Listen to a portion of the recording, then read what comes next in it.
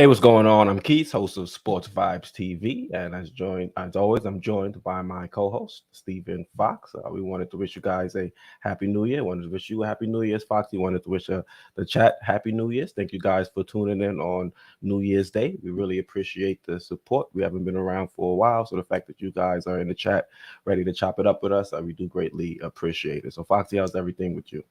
Salute to you. Everything's well. Salute to you. Salute to the chats. Salute to the SV Nation. Hope everyone had a great holiday. Wishing everyone a happy and healthy 2023. Congratulations, you, my friend, and everybody on the New York Giants. Yes, sir. Let's get it. Hey, I thought I had too much tequila. I'm like looking at it. I'm like, damn, is that Landon Collins? Where the hell did he come from? Landon Collins. Did you see my boy Thibodeau out there? The Thibodeau we do. Yeah, next to Nick Foles. I'm dying. Yeah, I love sports. And then you should have seen him on the side after we put him to sleep. I was like, oh man, that guy is cruel. Yeah, he's cold. Yeah. Can we get him on the defense on the Knicks? Hey man, we already have one Thibodeau. I don't know if we can have two. But it's been a while since we've been on the stream together, brother. How's everything? Thank the Lord, everything's well. The missus and I and Miles, everything's good, living a blessed life. And you, the hardest working guy I know. Hey, I try. I'm doing good. Feeling much better. How's the lady feeling too?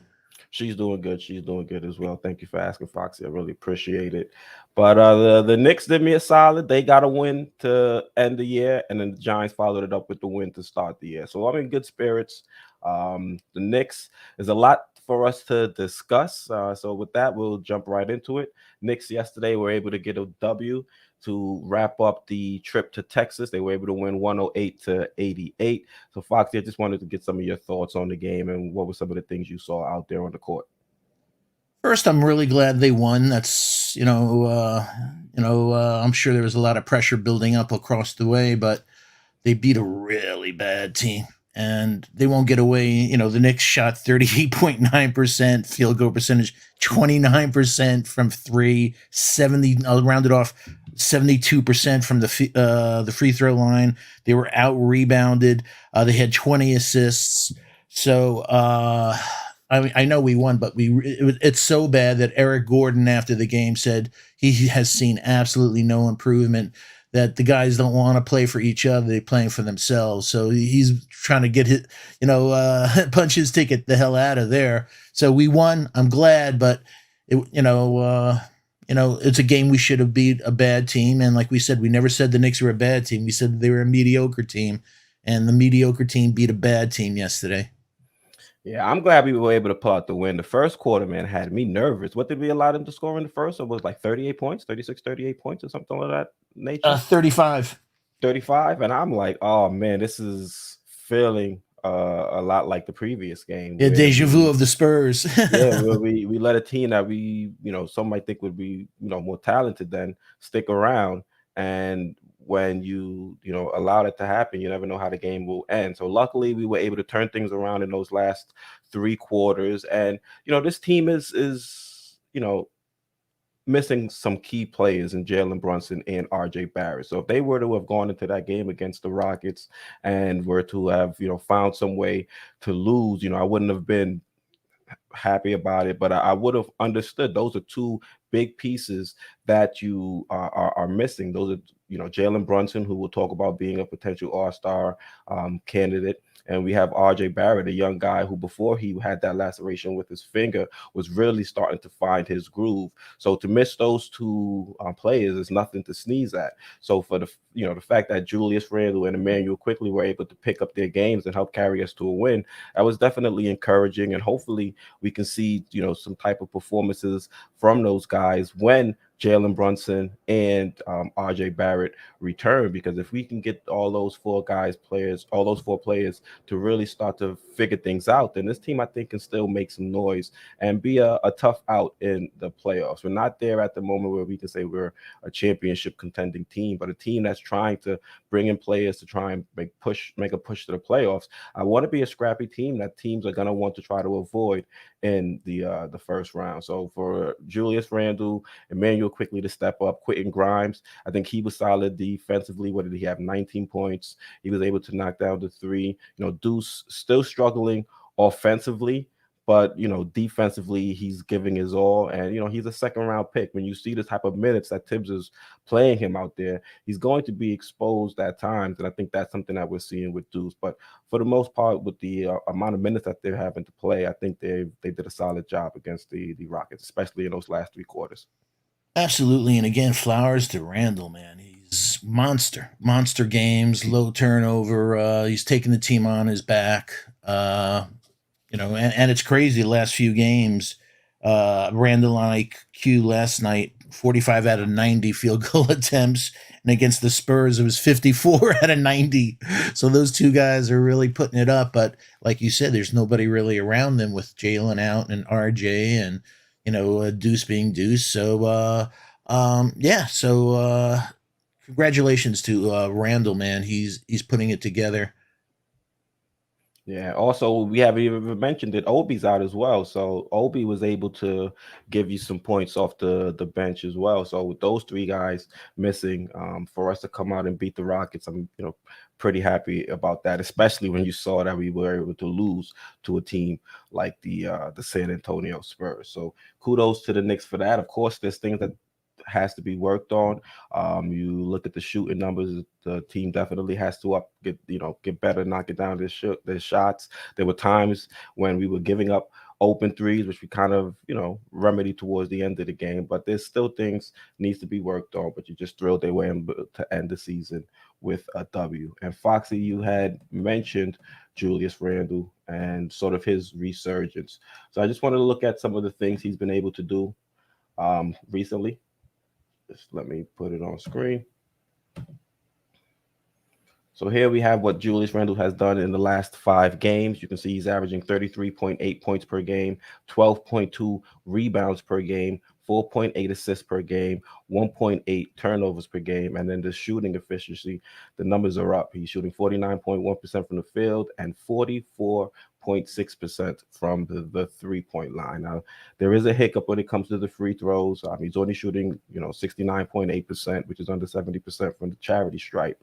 But, outside of that, Julius Randle has been balling over the last 5 games. And this is a Julius Randle we've seen, a couple years ago. So the question now is this something that he can maintain throughout this season and continue to carry it over next year? Or is this just something, a flash in the pan, a month in December where Julius Randle has really come alive? Foxy, which one do you think it may be? It's a complex answer because he can I think, build on that, but I think at the expense of other guys if they get back. Julius is not the guy that with one dribble, he'll get his space and put a shot up. It takes, about 10 seconds for him to get his shot off, and that has an impact on everybody else's rhythm. So with everybody hurting, he's playing phenomenal, but when they get back, he's going to have to give up some touches and not play so much ISO ball. So I'm glad he's playing great, but that type of ball where he has these type of stats is not really winning basketball, especially against good teams.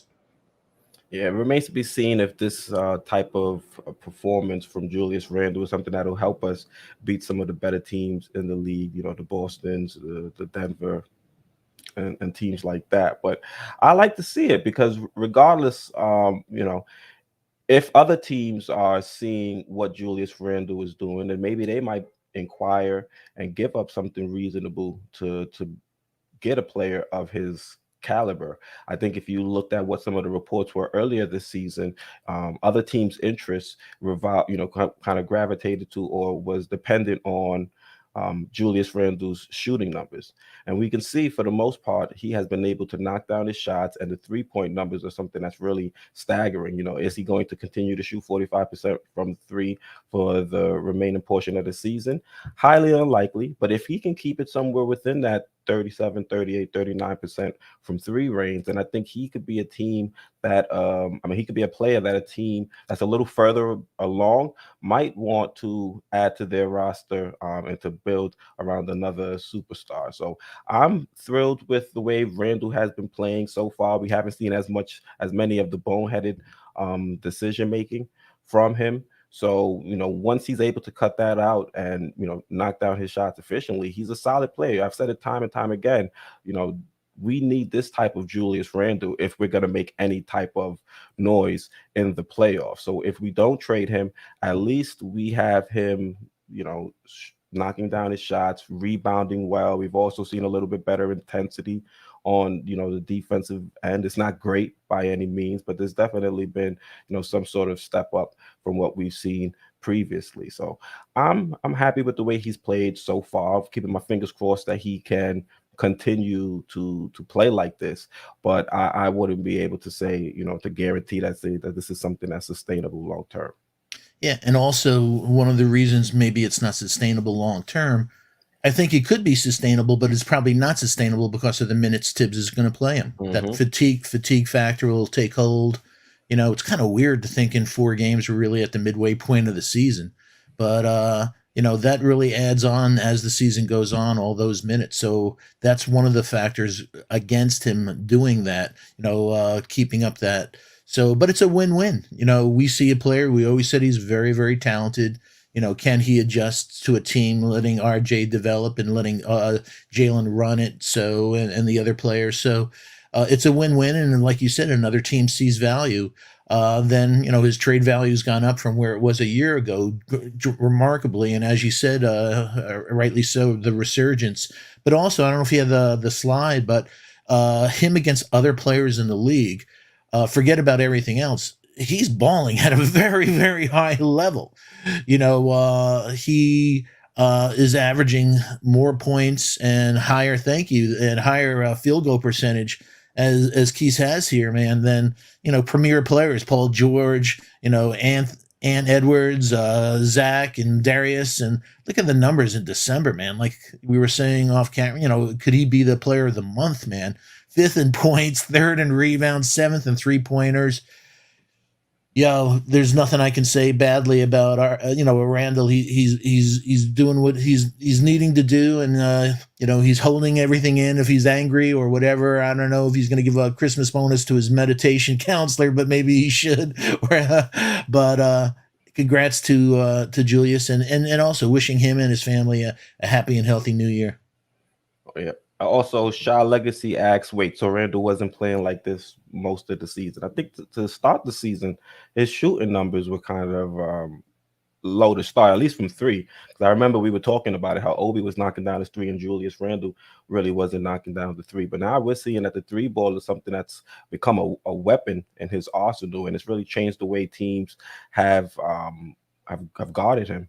Also, there's been an uptick in the defensive intensity as well. So I wouldn't say Julius Randle has been playing like this for most of the season. He's been solid for the majority of the season, but we've definitely seen an uptick recently. Monster. Yep. Also, you mentioned about him potentially being a player of the month for December. New York Knicks basketball over on Twitter, they were able to put this spreadsheet together showing how he compares. So you can see when it comes to points per game, fifth most. You can see the only players really scoring more than him are Embiid, Giannis, Tatum, and Jaylen Brown. And, he's scoring more than Durant, Siakam, Kyrie, Mitchell, Trae Young. So you hear the type of company that Julius Randle is in at the moment. So I'm rooting for him to win the player of the month for December. I think this, it's been a rocky month. There's been some ups and downs, but one thing we can say for certain is that Julius Randle has been a consistent force for the entirety of this month. And if he hasn't been playing since like the way he has recently, then the Knicks would definitely not be above 500 entering into 2023. No doubt about that. And also other things that he's saying, that talking about himself, about, when asked about all-star games, he talks about, he's focused on the team. So whether it's sincere, whether he has excellent media training, whatever, he's not only doing the right thing on the court, but he's saying the right things off the court in interviews about, focusing on the team and the betterment of the team. So again, shout out, man. Yep. Kudos to him. And also you can see where the 3-point has been. We showed with the last 5 games, but even if you go over the entirety of the month, he's been shooting 36.8%. which is above league average. Yep. And like I said earlier, if he's shooting around that 37, 38, 39%, other teams are going to be extremely interested, and it puts the Knicks in the driver's seat, I think, in negotiations. They can decide to keep him if they feel that this core can make some noise, not only this season, but long term, or they can pivot and move him in a deal if the right package is offered. But it has to be the right deal, because with the way Julius Randle is playing right now, you can't just move him just to free up the money that we're paying him on his contract. You need to get something of legitimate value long term if you do decide to discuss a potential Julius Randle trade. And we'll give you guys one to consider a little bit later on in the show. So make sure you guys stay tuned for that. And also just wanted to give a shout out to Julius Randle and also Jalen Brunson. You guys, make sure you guys head over and make your vote for both Randle and Jalen Brunson to get into the All-Star game. I think they have both been playing phenomenal throughout this season and are deserving of a spot on the squad. You can even vote for RJ as well. I know he's injured and he had a rough start, but recently RJ has definitely come alive. So if you think he deserves a shot, a spot in the All-Star game, feel free to give him your vote as well. Exactly. Please vote for them. And if you do vote for iHeart, please don't visit our show again. Only goofing. But absolutely, man. Let's get our guys on. And also, your vote counts 3 times today. So I voted already, and I'll keep voting every time they let me vote. Hey, I'm a homer, and I'd love to see us be represented. Too many years where we're like, God, where's our guy?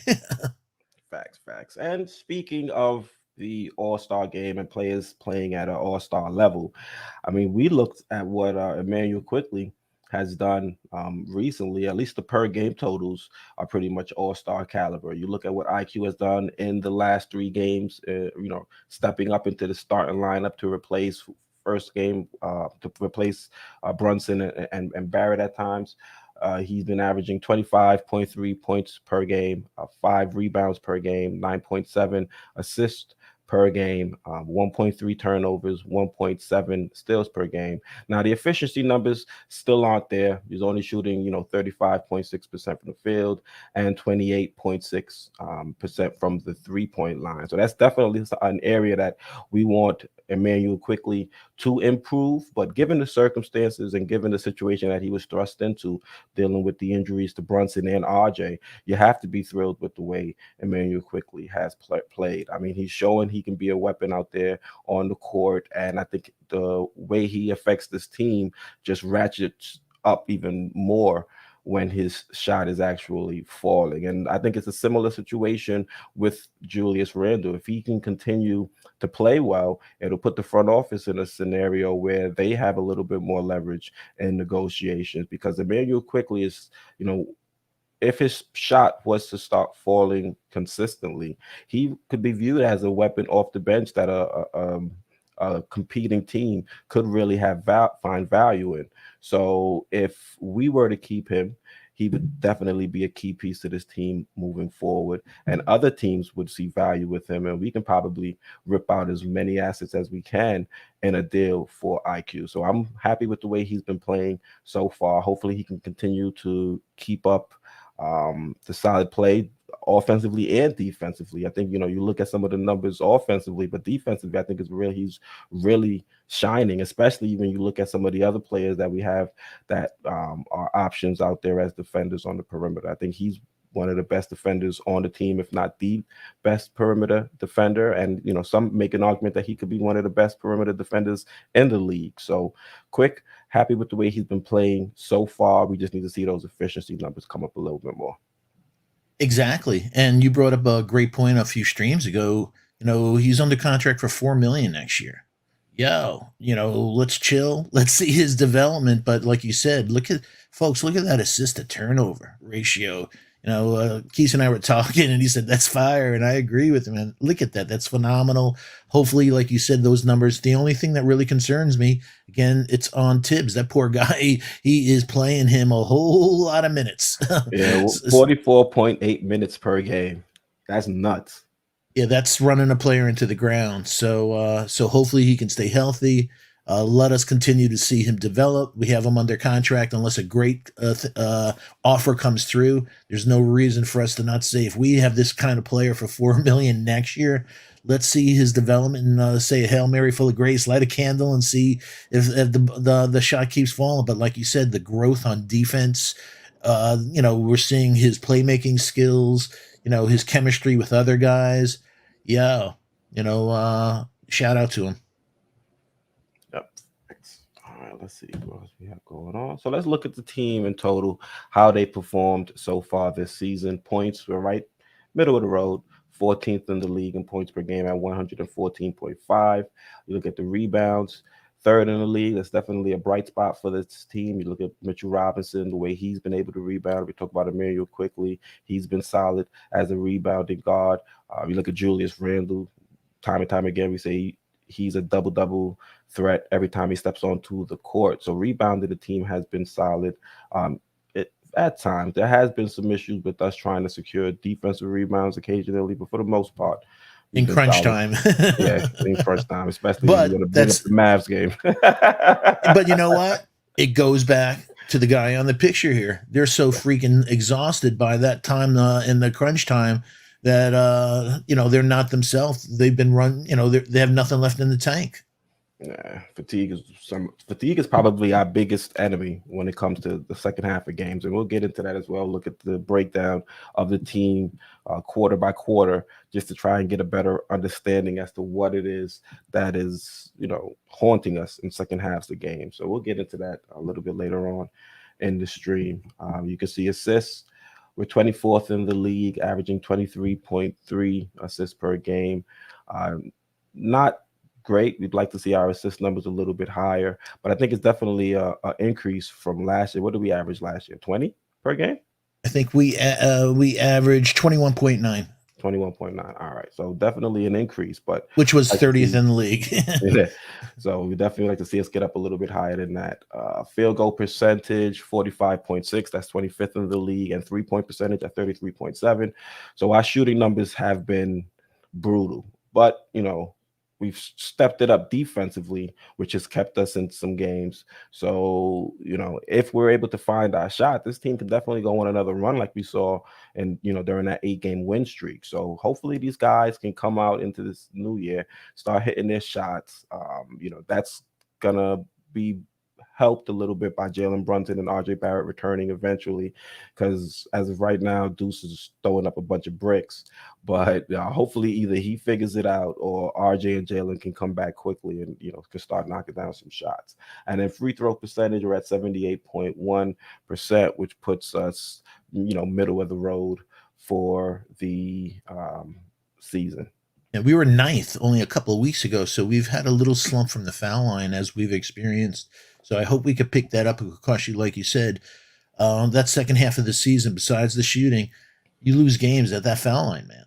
And especially in close games. So hopefully we can get back hitting that 80% and higher mark. Who are you telling? I can't remember which game it was, but Julius Randle, he hit about 4 or 5 clutch free throws down the stretch. Yeah, and ever since I thought that it was game, 6 actually. somewhere in that ballpark. And it seems like after that game, the entire team can't hit their free throws anymore. It's been ridiculous, but although I do enjoy when Mitch takes, I get the stopwatch, so I get my slide rule out. I've never seen 438 mile per hour foul shots like that. But yeah, hey, you got to duck when Mitch breaks a free throw, man, because that's coming at you like a beeline. Word. Oh, man. George says Quick is already an elite defender and just to get some all-D consideration. Yeah, shout out to George, but I know where you're coming from. Yeah, shout out to our guy George into the Knicks verse. If you haven't subscribed, make sure you subscribe to our guy. All right. Let's see what else is going on here. New Yorker says Tibbs fixed Randle. I don't know about all that. Maybe Quentin Grimes has fixed Julius Randle, because if you see the way Julius Randle interacts with Quentin Grimes out there on the court, really makes me really brings me back to the way Julius Randle would play with Reggie Bullock, the amount of confidence he had with him when he would give him the ball to knock down shots, and the confidence he had in him and the trust he had him in him defensively as well. So I think Quentin Grimes is probably the biggest reason, or the bigger reason that Julius Randle was having this resurgence as opposed to Tom Thibodeau. Great analogy with Bullock, my friend. Yeah, there's a comfort level. We saw a little chemistry with Fournier and Randall, but Grimes and Randall, you can absolutely see a chemistry there that building on. Yeah. So I mean, Grimes is our version of Reggie Bullock this season. Hopefully, he can be a little bit more because I think offensively, Grimes does have more in his tool bag than Reggie Bullock. Because pretty much Reggie Bullock was catch and shoot, and that was about it. But Grimes, we've seen he's been able to get into the paint, find other teammates. So hopefully, Grimes could fill that role and more. With you, man. We love him going to the cup this year. And also, like you said, whether Mitch dump offs that way, pocket passes, no look passes, manipulating the defense, sweet. So we love seeing young players develop. When you look at a year ago and you're seeing him now, just want to add a couple more, a little MIDI to his game. Yeah, but the last few games he's experiencing some young problems, making some bonehead plays. Yeah. But that's a young player. We just saw great stats with Randle, the elite players in the league. You know what, folks? They made errors like that in their first couple of years in the league, and a lot of them are doing it now too. So he'll get over that. But believe me, every one of those stopping his dribble before the getting trapped and all those things, those are good lessons. And I think he's the type of kid that hopefully we won't see that same mistake more than once. Although he's fouling guys shooting threes. What are you doing? He's fouling guys shooting threes. He got trapped twice, trying to bring the ball up. So, and that could also be fatigue again. True. But you are seeing some of the mistakes happen, repeatedly. So hopefully, season is still young. Hopefully he'll figure it out and right some of those mistakes. Yep. All right. Let's see. For a thing of hope, do you have that Fred Katz? There's a weird anomaly, folks. Yeah, thank you. Fred Katz put out, and shout out to Fred. I hope you had a great holiday, Fred. Thank you for all the wonderful content you put out. You said you want a weird one, like a really, really weird one. 4 teams are currently in the top 10 in both offense and defensive efficiency. The first and second place teams in the East, Boston and Brooklyn. The second place one in the West, New Orleans, and the New York Knicks. So, and it's really, really bizarre. One of the anomalies, they're like 24th in field goal percentage, 26 and 3-point on offense, 26 and 3-point percentage, 20th and 2-point percentage, but they're 9th in offensive rating.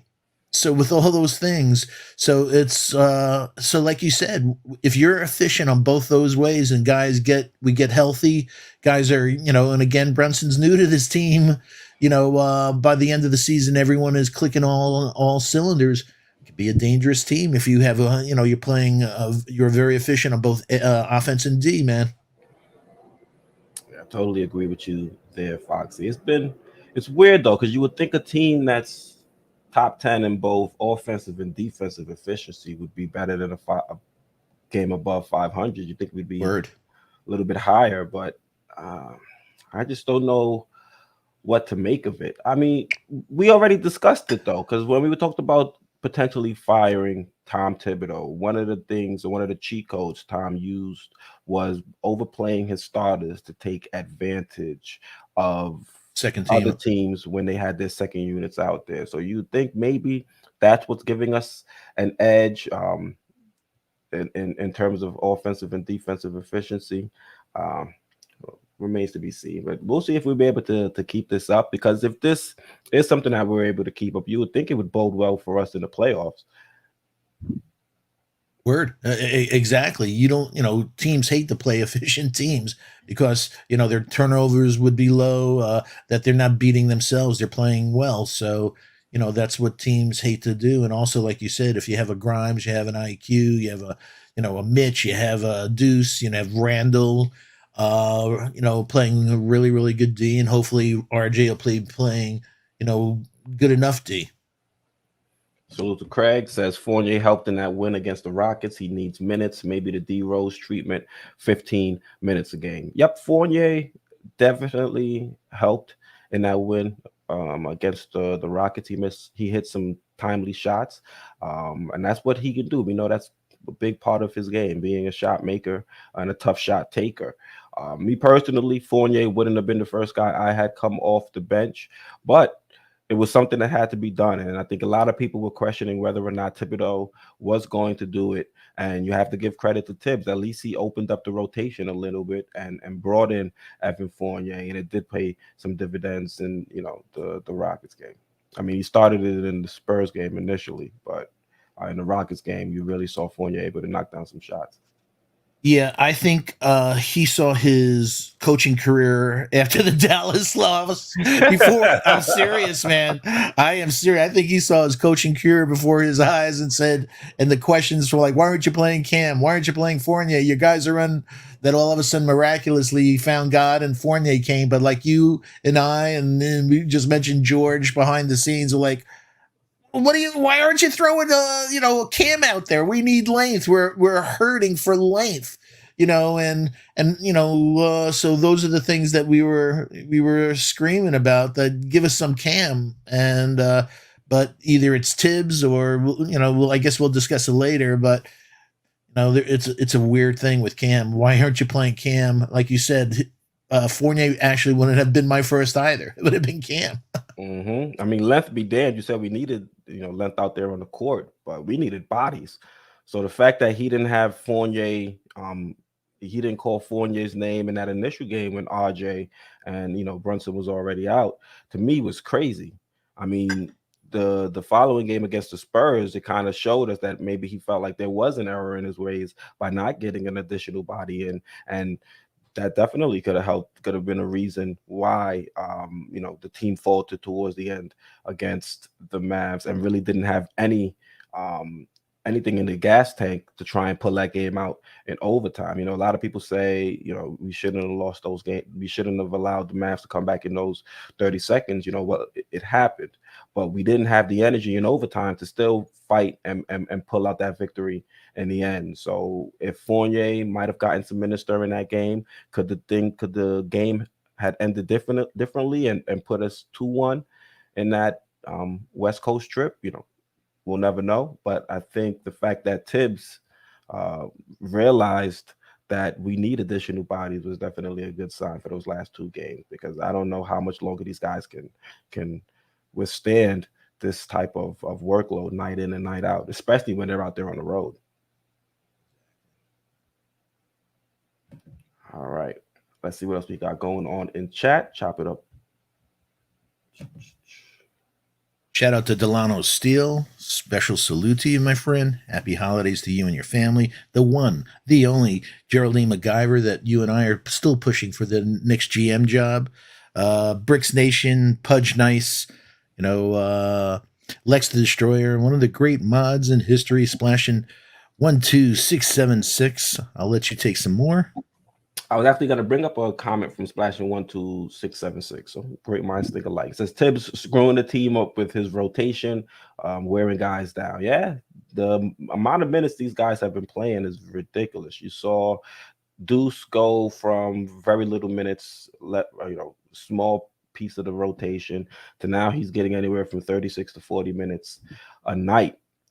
You look at guys like Julius Randle, he's a well-conditioned athlete, but he's playing upwards of 40 minutes a night. The same thing with Emmanuel Quickley. And over time, I think these minutes may end up catching up to us in the long run, especially when you look at the season we were able to get into the playoffs, and it looked like we just didn't have our legs under us in that series against the Hawks. So you look at a team that's doing their all to get into the playoffs. You want to be, I don't want to say fully rested, because at that point of the season, no team is fully rested, but you at least want to prepare for the marathon and not just the sprint. And I think Tom Thibodeau, when he sets up his rotations and he plays guys, he really doesn't look at the long haul. He just looks at the next game.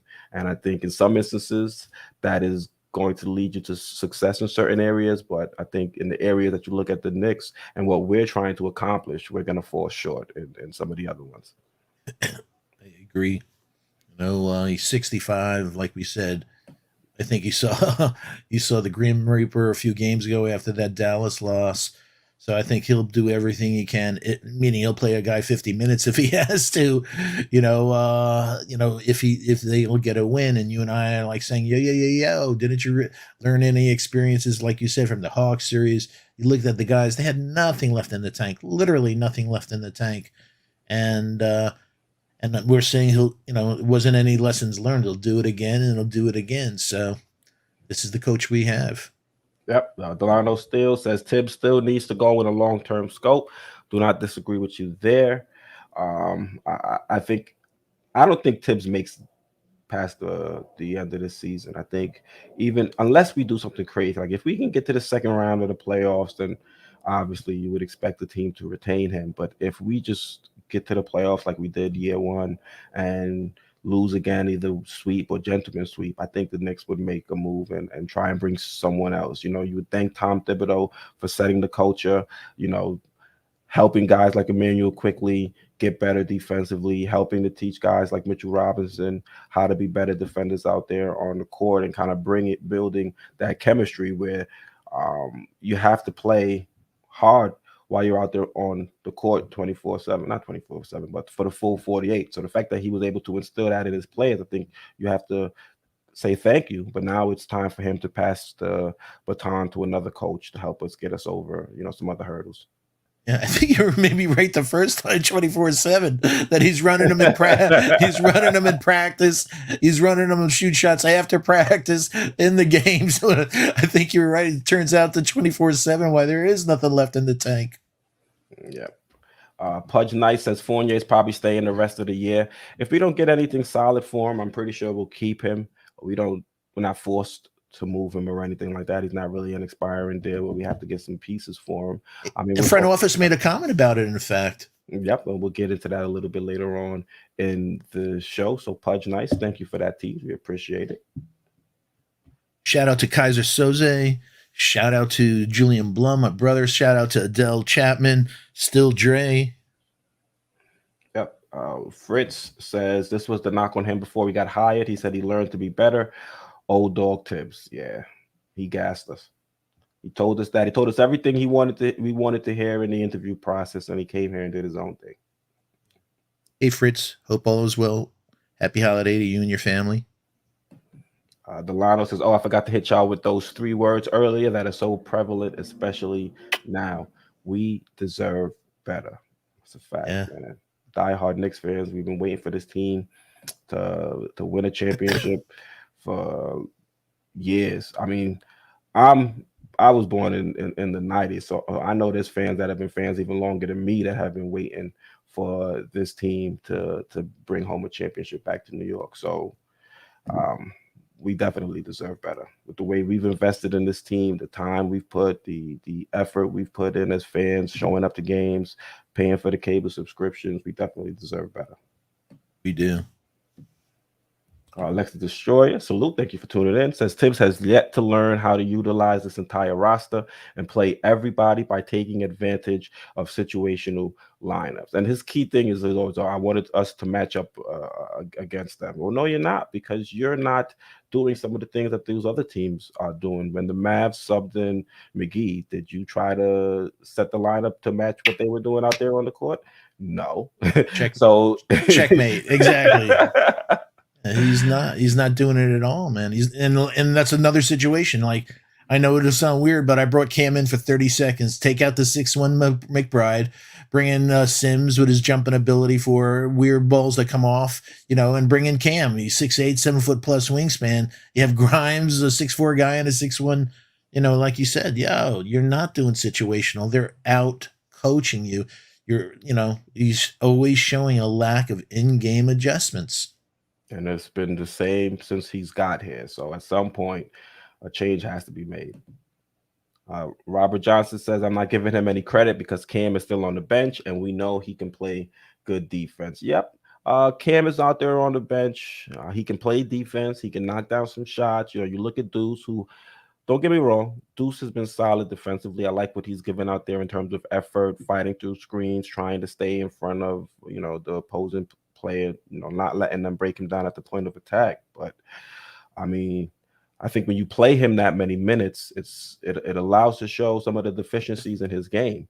So there's no need, I don't think, to play him 36 to 40 minutes. You can pay him 20 to 25 and then offset that with some cam time.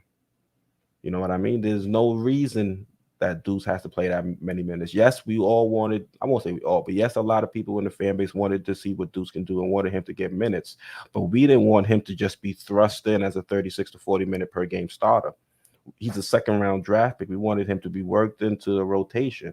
But now he's being thrown out there, and I think we're really starting to see, some areas of his game, of course, that needs to improve. But he's not a starter that should be getting that type of workload. And it's not a surprise. I don't think anybody thought that Deuce was going to be that type of guy. I think we all saw him as a backup point guard or a backup too if he was unable to break guys down off the dribble.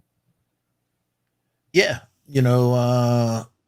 Hey, we like Deuce. Like you said, we keeping it real. He was a second round choice, but the reality is, like you said, he's a 6'1" guy, and on switches, he's a really good guy on defense. He's excellent on defense, but he's toast. When a 6'6" guy wants to put up his shot, he puts up his shot, and there's not a damn thing that he can do about it.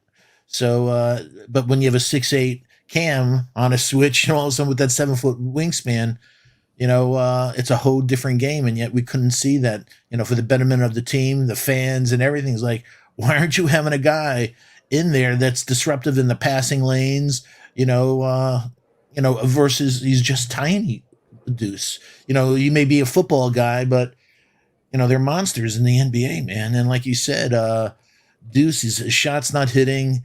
I said to a friend that Deuce's idea of playmaking is giving the ball to IQ. I don't see him. I don't see him, like you said, breaking down defenses or doing stuff. But he's bricking mid-range, everything he's bricking, and I'm glad he hit some clutch shots and missed one foul shot. But otherwise, he was pretty clutch and foul. But like you said, that's not the role. And he got to start hitting, or he's not going to be on this team in a couple of years, man. There's just, like we said, he's short. You can't. There's limitations, but you can look the other way if you have an offensive game. He has nothing. He doesn't have the handle to create separation. He has a couple of things, but his threes are off, man. They're not even close. Some of them.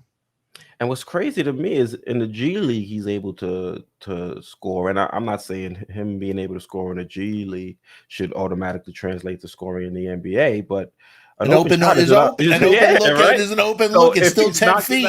Open shots in the G League, he should be able to knock down the open looks. And it's not like all the shots that Deuce have taken are contested. In fact, I would say some of the shots inside the 3-point line that he's knocking down for the most part are contested. Like some of the middies that he's been able to knock down have been contested. It's the open threes that he's bricking left, right, and center that you're like, come on, bro, you got to hit that shot. And I'm sure you, me, and the SV Nation, when he's taking, come on, kid, come on, I'm on the edge of the couch saying, come on, let it fall for him. And like you said, because we watched him since West Virginia, like I never saw him this bad. I don't know about you watched him since West Virginia. Watching him in the Knicks draft. I'll be honest with that one. I'll be 100% honest with that one. I won't lie there. Alexis Destroyer says 3 injured players and no playing time for Cam is inexcusable. Yeah, at this point you can just write Cam off. He's going to be trade bait come this trade deadline. If Tibbs can't find a role for him when we're this depleted and we don't have RJ, we don't have Brunson, then there's no opportunity I can see for Cam to enter into this rotation once again. He's even having to tell the Cam fam section at games to calm down. I know Tibbs probably hates Cam. I don't know how Tibbs feels about Cam as a person, but I know Tibbs hates distractions. So the fact that the fans want to see Cam play and the fact that they're being vocal about it definitely doesn't work in Cam's favor when it comes to that rotation and getting minutes. I know. Hey, real quick, folks, we have 116 in the chat, 41 likes. Please do us a solid and hit that like. Please, if you have subscribed, thank you so much. Please tell a friend to tell a friend. If you haven't subscribed, please subscribe. As we always say, it's the one-stop shop for Knicks news, rumors, and analysis. Please turn on that reminder bell so you don't miss any of the wonderful content. Shout out to the replay gang if you can catch it live. We love chopping it up in the comments. And last but never least, shout out to the best mods on the planet. We appreciate all you do. Yep. Thank you for that, Foxy. Greatly appreciate it. And with that being said, let's get into the next topic. Well, I guess it's the same topic that we're going to be discussing, that we've been discussing for the past few minutes, and that's Tom Thibodeau and how he's kind of been detrimental to this team, at least long term. So you look at what this team has been doing quarter by quarter. So you can see to start the game, this team, for the most part, we're punching teams in the mouth offensively and defensively. You see, we're ranked ninth in first quarter points, and we're also listed as seventh in opponent defense, or opponent offense in first quarter. Positive net rating in that first quarter. And the same in the second, even though defensively we're not as sharp as we are in the first. But it's really that third and fourth quarter where you can see this team kind of falls off a cliff. 20th in third quarter points and 26th in fourth quarter points. So either these guys, one, don't have the energy to really fight in that second half, or the coach isn't making the proper adjustments to make life a little bit easier for this team in the second half. And both of those, the fingers is pointed right at Tibbs. So me personally, I think if you were to bring in a new coach, I like Kenny Atkinson. I think this team is definitely going to see a change in the way it performs quarter to quarter. I don't think you see this big, variance in how we perform in the first half and how we perform in the second half. So what about you, Foxy? What do you think some of these numbers mean when you look at them on this spreadsheet? It just jumps off the page, and you nailed it. There's nothing left in the tank in that fourth quarter, and what you want to do is, all we hear about is, when Tibbs came here, he spent some time with Morey and, learned about analytics, went to Dolan, who wrote these giant checks. They hired people from University of Pennsylvania, MIT. So he has all these analytics, and the analytics come back saying, you're overplaying your guys. They got nothing left in the tank. And he's not making any adjustments from the analytics, because he's a lot of old school guys like, screw the analytics. I go by my eye. I go by my feel. I'm a coach. Well, you're a 65-year-old coach, and you're showing that you're dated. The numbers don't lie here. Your guys have nothing left. And also, when you lose, like you're saying, when you're starting off the game, you're going in the first half, and you're in the game, and then you lose games, players start losing it. Like, man, we could have won, if we had a better coach, and this, it creates, chaos. And this is all on Tibbs' back, man. Yeah. Let's see. Ace of Spades, he asked a question for the both of us, Foxy. He says, do you think Cam got a raw deal? I think he definitely got a raw deal. You heard about Cam requesting a trade. He wanted to go to a team that was going to give him an opportunity. And he got traded to a team where the coach really didn't see much value in him and didn't know how to use him. So now that's another year of his career that was pretty much wasted here in New York. And, you feel for him. Hopefully he'll be able to find his footing somewhere else and have some solid performances, as long as he's not playing the Knicks. Yeah, totally a raw deal, meaning you made an investment. You sent this first rounder. You sent a former first rounder in Knox, and you're not letting your investment mature, and realize the dividends from it. And yeah, he's had a couple of, whether a groin injury and a shoulder injury last year, but let Cam prove that he shouldn't be playing. And especially when we see 52 from Siakam, 60 from, Luka, 35 Embiid, Tibbs doesn't have the brains to say, you know what, maybe I should double those guys and let somebody else on the team beat us, or let me throw somebody else. You can't throw a little guy. Luka, was it me, folks? SB Nation, it was like a layup drill. He was just going like in slow motion, to the hole, like nothing. Grimes, we love Grimes.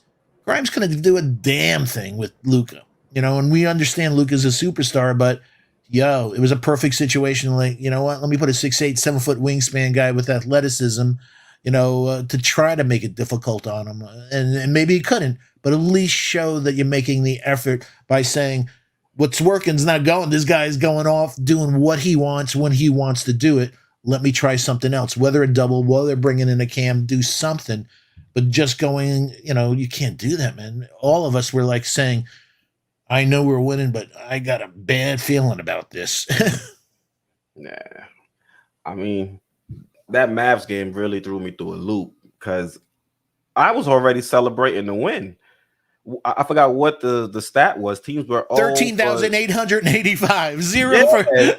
So to me, I thought we had the game won. I was celebrating. I'm like, all right, we're starting this West Coast, swing back on track. This was probably going to be the toughest of the three. So we should be able to beat the Spurs, beat the Rockets. I felt great because the guys had performed, phenomenally against the Dallas Mavericks, who, although they've had an up and down season, I know they're in the middle of a win streak now, but heading into that game, they were pretty up and down for the most part, and we played well, and somehow we found a way to give that game up, and I was living. I normally don't tweet too much of it other than when it's news and things like that, but I went on a Twitter storm because I was just pissed. I'm like, how the hell did we lose this game? How did we allow Luka to do that nonsense towards the end of the game? And actually now, I low-key feel a little bit better about it because he did the same thing, I think, against Charlotte. Threw the ball off the back of the rim, was able to get the rebound, and he didn't put the shot up, but they were able to run the clock out. So I was just like, how did the Knicks allow this to happen? And I was just, I don't know. But man. You watch the Spurs game, the guys get close, they call the timeout. Pop, you and I, it's like, and you sent me a thing like saying, Johnny Bryant screaming, time out. And Tibbs is just looking in the background. Just yelling. He's not telling, not giving out instructions. He's just, and so, but that should have been in his head. It should have been planted. Listen, they converge, timeout, time. That should have been first thing in his head if that happened. And they had 2 timeouts. So wow, that was like, come on, man, that's inexcusable. Run him off the 3-point line. You're doing everything. I'm a fundamentalist. They did everything that you're not supposed to do. And this is an old school coach. Yeah. I saw something from Andrew. Salute to Andrew. He said I love Andrew. A huge win last game. The Knicks defense showed up the last 3 games. I'm proud of this team. That last win was solid. I don't know if I would go all the way and say huge, but definitely solid, especially seeing that, we were missing 2 big pieces. But I don't know if I would say the Knicks defense showed up the last 3 games. We definitely showed up the last 3 quarters against Houston. But if you look at what the Spurs did, they were able to shoot close to 40% from 3. Word. Over 50% from the field. 51, exactly. Yeah, you look at what Luka was able to do. He carved this up. What did he have? A 60-20-10? Triple doubles. So I wouldn't go all the way and say the defense showed up. It showed up in the last 3 quarters against Houston, which isn't necessarily the biggest, measuring stick. So hopefully they can build off those last 3 quarters and get better. What's the next game? I think our next game is against Phoenix, and no Devin Booker. So that's definitely a game that I think is something we can go out there and it'll be tough because they don't have Devin Booker, but they still have some solid players on that squad. So I can't say I'm confident we can go in there and win, but I'm confident we can go in there and be competitive. And if we can keep this thing close in the last 2 or 3 minutes, I feel like we can pull it through. That, and also I'm saying, I'm hoping Jalen's back. I think he went down for the Texas Triangle, came back. I saw him in some workout videos shooting, putting balls up, doing his footwork for step backs and stuff. So if he's not there, I think it's only going to be maybe 1 more or so game, but he's almost there, folks. So if we get him back, that'll be huge. And hopefully the laceration. And that was another weird play. When you watch it, I didn't know, one thing is bending your finger back and breaking it, but it just didn't look that serious of a play. But obviously it cut him bad. You heard the way Breen explained it? The way Breen was explaining it sounded so gruesome that they had to come and backtrack and correct that the bone wasn't showing. It was actually the tendon. I'm like, not that much better, but, cool. But you know what? As crazy as it sounds, you and I love mixed martial arts. There's a referee that, before that they check the gloves and stuff. If you see some of the guys in the league, man, they got some serious scratches on their backs, their arms. Yo, man, when they're going for the tip off, the ref should walk around and make sure none of these guys, have nails that are like freaking vampire nails. Because if you could light up, just putting your hand in there and rip open a guy's finger down to the tendon like that, what the hell? You walking around with blades on your hands? And I didn't know if it was Luka or if it was RJ that cut himself when he went to go corral the ball, when he went to go gather. It could be either or. We have a super chat from a legend in the Knicks fandom, folks. Oh, we do. Give me 1 second for this fandom. Okay. I gotta give from the guy from the Knicks fandom. I gotta give a shout out to Andrew. I said earlier that he said it was the last 3 games. Quick correction. He corrected himself and said 3/4. So my bad, Andrew. You corrected it. I didn't have to mention it. My fault. Who super chatted? Let me see. Where is it? They got it color coordinated, and I still can't find it. Oh, salute! What's up, JD? He said, mail the form to you, Keith. Make sure you sign it. I'm pretty sure he's talking about Daniel Jones and the Giants. I'm assuming he's talking about Daniel Jones. I thought it was for the Giants. Brooklyn Bridge. What about the Brooklyn Bridge? That you were going to buy it from him.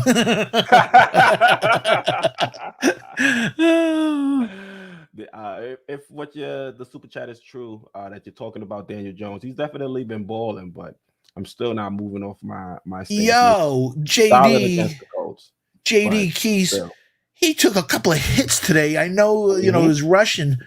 It's like, come on, if Lamar, you're playing against brutal guys, step out of bounds. He made a couple beautiful, obviously phenomenal runs, but slide, do something. He took like 2 or 3 unnecessary hits today, and it just takes one. Come on, Daniel, please, for the sake of the team, step out of bounds, do something. I know you're a big boy, but these guys are brutal.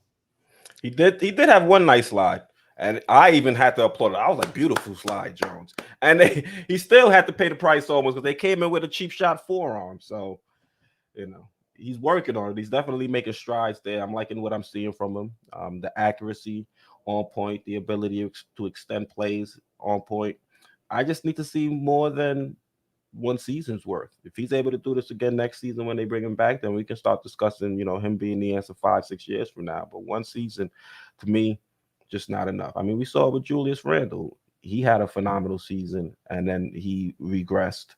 So, I just want to see a little bit more. If he's able to go and play like he did against the Colts, which is a struggling team, if he's able to play like that against, in the playoffs when the intensity picks up, then I might be able to move a little bit closer towards him being the answer for the next 5-6 years. But until then, still have my reservations, and I still need to see him do a little bit more before we can start talking about a 5. Yeah, the rumor though is the front office is readying long-term contracts for both him and Saquon, man. I wouldn't be shocked. I wouldn't be shocked because he's definitely played well this season with no real weapons. You sure you don't want to trade for Zach Wilson? Get out of here. Nobody wants part of that dumpster fire. Yeah, not even the lingerie His football teammates league. don't want part of that dumpster fire. They want Mike White. Yeah, for sure, and rightly so. Yeah. You want a football player, not a pretty boy. Yeah. I don't know about all that. I ain't gonna get into it. All right. So let's also talk about another super chat before you get into it. Oh, did we? Oh, salute. Thank you. Where? The one, the only J Boogie. Hey, read capital S's. Salute. What's J Boogie got to say? J Boogie says, shout out to the chat. Blessings, health, happiness, and happy 23. So long 22. I just wanted you to know you are deserving of the best. Most opportunities are coming for you. Just believe and have faith. Thank you for the kind words, J Boogie. That's very inspirational to start the year off.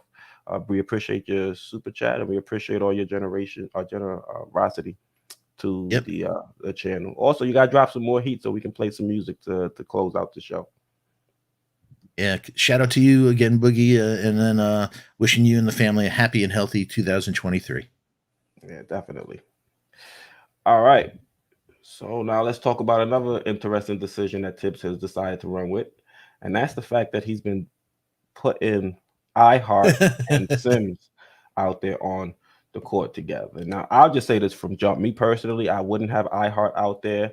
I would have had Sims at the five. He can give us solid minutes there, and then I would have had Cam play at the four. But that's something that's not within the realms of possibility because Tibbs, for some reason, doesn't think Cam can contribute to this team. So because of that, he's been going with iHeart and Jericho Sims, and for the most part, it has not been working. So we have this tweet from Tommy Bear. Salute to him. He says, in the 40 minutes Sims and iHeart have played together during New York's 5-game skid, New York has scored just 95 points per 100 possessions while allowing more than 131 points.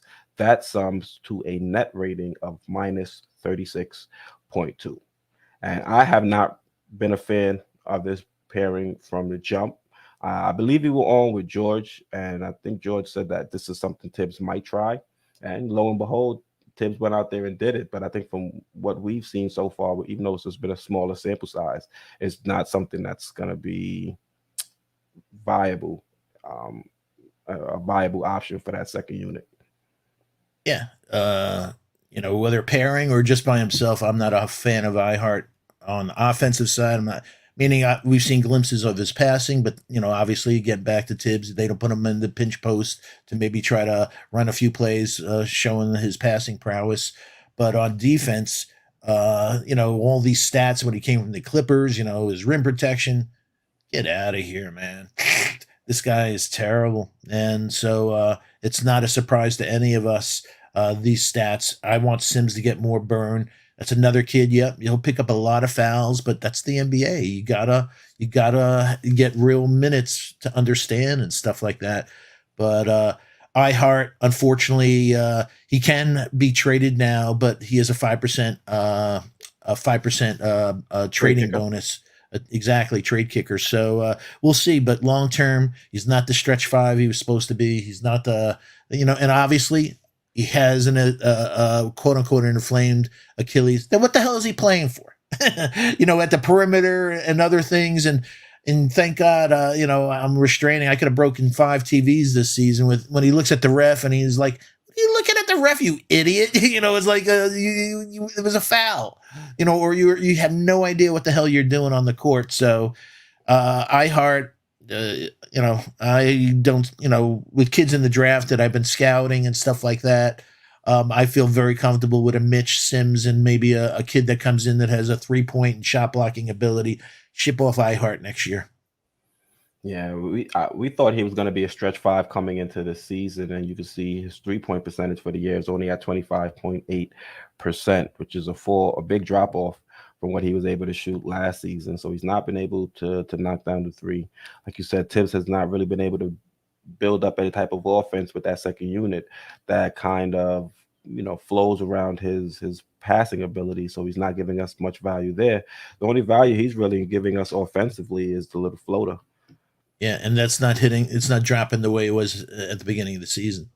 Yeah, so definitely, I don't think the iHeart signing has worked so far.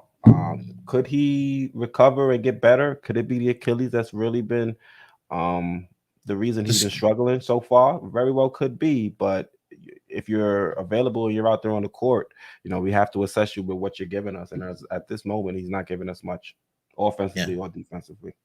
And when he's at the perimeter, man, he is a huge liability. Just has no foot speed, no lateral quickness to deal with any of the NBA players. So, and in the paint, he's not blocking shots and stuff like that. And yeah, he rebounds, but if you put Sims in there, you know what? He'll rebound just as well. The only difference is that Sims is 6'9" and he's a true 7-footer. Let's see what we got going on. E. Gibson says, I think Sims was a good find at 58 and is also on a 3-year, $5 million contract. I like him as a good rotational player and backup. Yeah, Sims was definitely a steal. That's one thing I can give credit to this front office, what they've done with some of these second-round draft picks. You look at Rokas, even though he's not over here, he's been doing well over in Barcelona playing in Europe. You look at Sims, he's been, solid for what what he is, which is the 58th overall selection. I think he's given us a lot of valuable minutes. There are still some areas of his game that he has to work on, but like I said, you draft somebody that late in the second round, they're not going to be a finished product. There's going to be a lot of holes in their game. But with us, with Sims, I think what we ask him to do, he does a phenomenal job out there. So I like the drafting of Jericho Sims. I like the contract that he's on. Is gives you a lot of value with that player. So kudos to the front office with that selection. Yeah, but also whether it was against Golden State, against Kaminga, against Chicago with Caruso, I've seen him come out on the perimeter. It's like, He locked yo, up Caruso. thank you. There was a steal by Deuce that was all because the pass from Caruso, Deuce got it and stole, but it was because, like Keith just said, he got locked up. So he's showing some beautiful form, getting down in that stance. Not all dogs bark, but he's a dog, folks. So yeah, I'd love for to see them to bring out the best, and then you see with some chemistry, whether it's a Quickley on lobs and stuff. Jesus Christ, I think he's going to jump through the roof one of these days. I've never seen somebody get up on some lobs like he does. It's like a ballet. Yeah, I've seen a few of them in person, man. I know you have, you lucky dog. Let's see what we got going on. Jay England says, I heart taking Cam slot.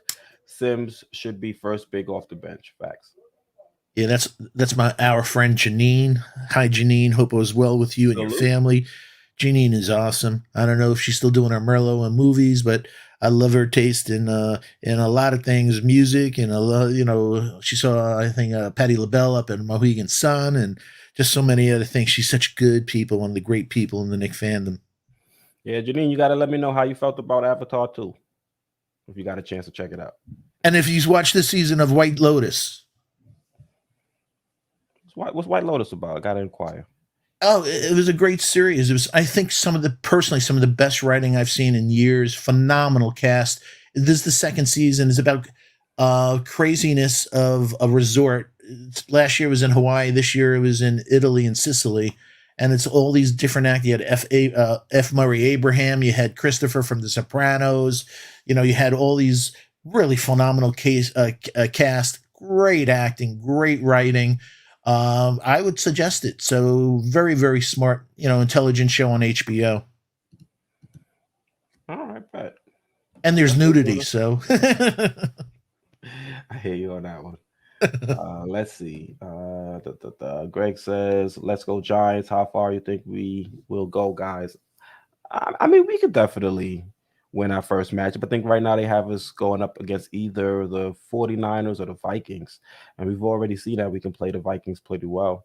So I think if we are matched up against the Vikings, we have a good shot of beating them. Yeah. I like the chemistry he has with Hodkins. Yeah, once we got him, we actually saw what he can do with a little bit of talent. I just need to see some more. Get us some more weapons out there. Got the guy that they signed, it didn't work out, unfortunately. Tony. Wandell, he got hurt. Yeah, I don't even act like Tony was ever on the team. Well, he never acted like he was on the team. So there makes two of you. That's a fact. Let's see what else we got going on here. Soul Train 68 says Kuzma is coming soon. No. Pass on that. I don't want no parts of Kyle Kuzma. I think we're good with what we got. Kuzma can help a team. I don't want to downplay it as if Kuzma doesn't have any talent. I just think Kuzma wouldn't be a good fit for this squad. D-Ross says free Cam. Yo, D-Ross says kind words, guys. I'm gonna go see Avatar tomorrow. All right, so I won't spoil it, and the next time we stream, you let me know what you think of it. Jay Boogie says check your email. I got them for days. All right, bet. We won't be able to do it for this stream, but the next one will definitely work something out with you, and we can play one of your jams. All right, let's get into the next slide. See what we have going on. And trade season is soon upon us. And you can see these are some of the players that will be available to move or be moved. You see iHeart, you mentioned it earlier. He's available to get traded already, but he has the 5% trade kicker. Mitch, if we do decide to trade Mitch, he would be available for trade January 15th, 2023.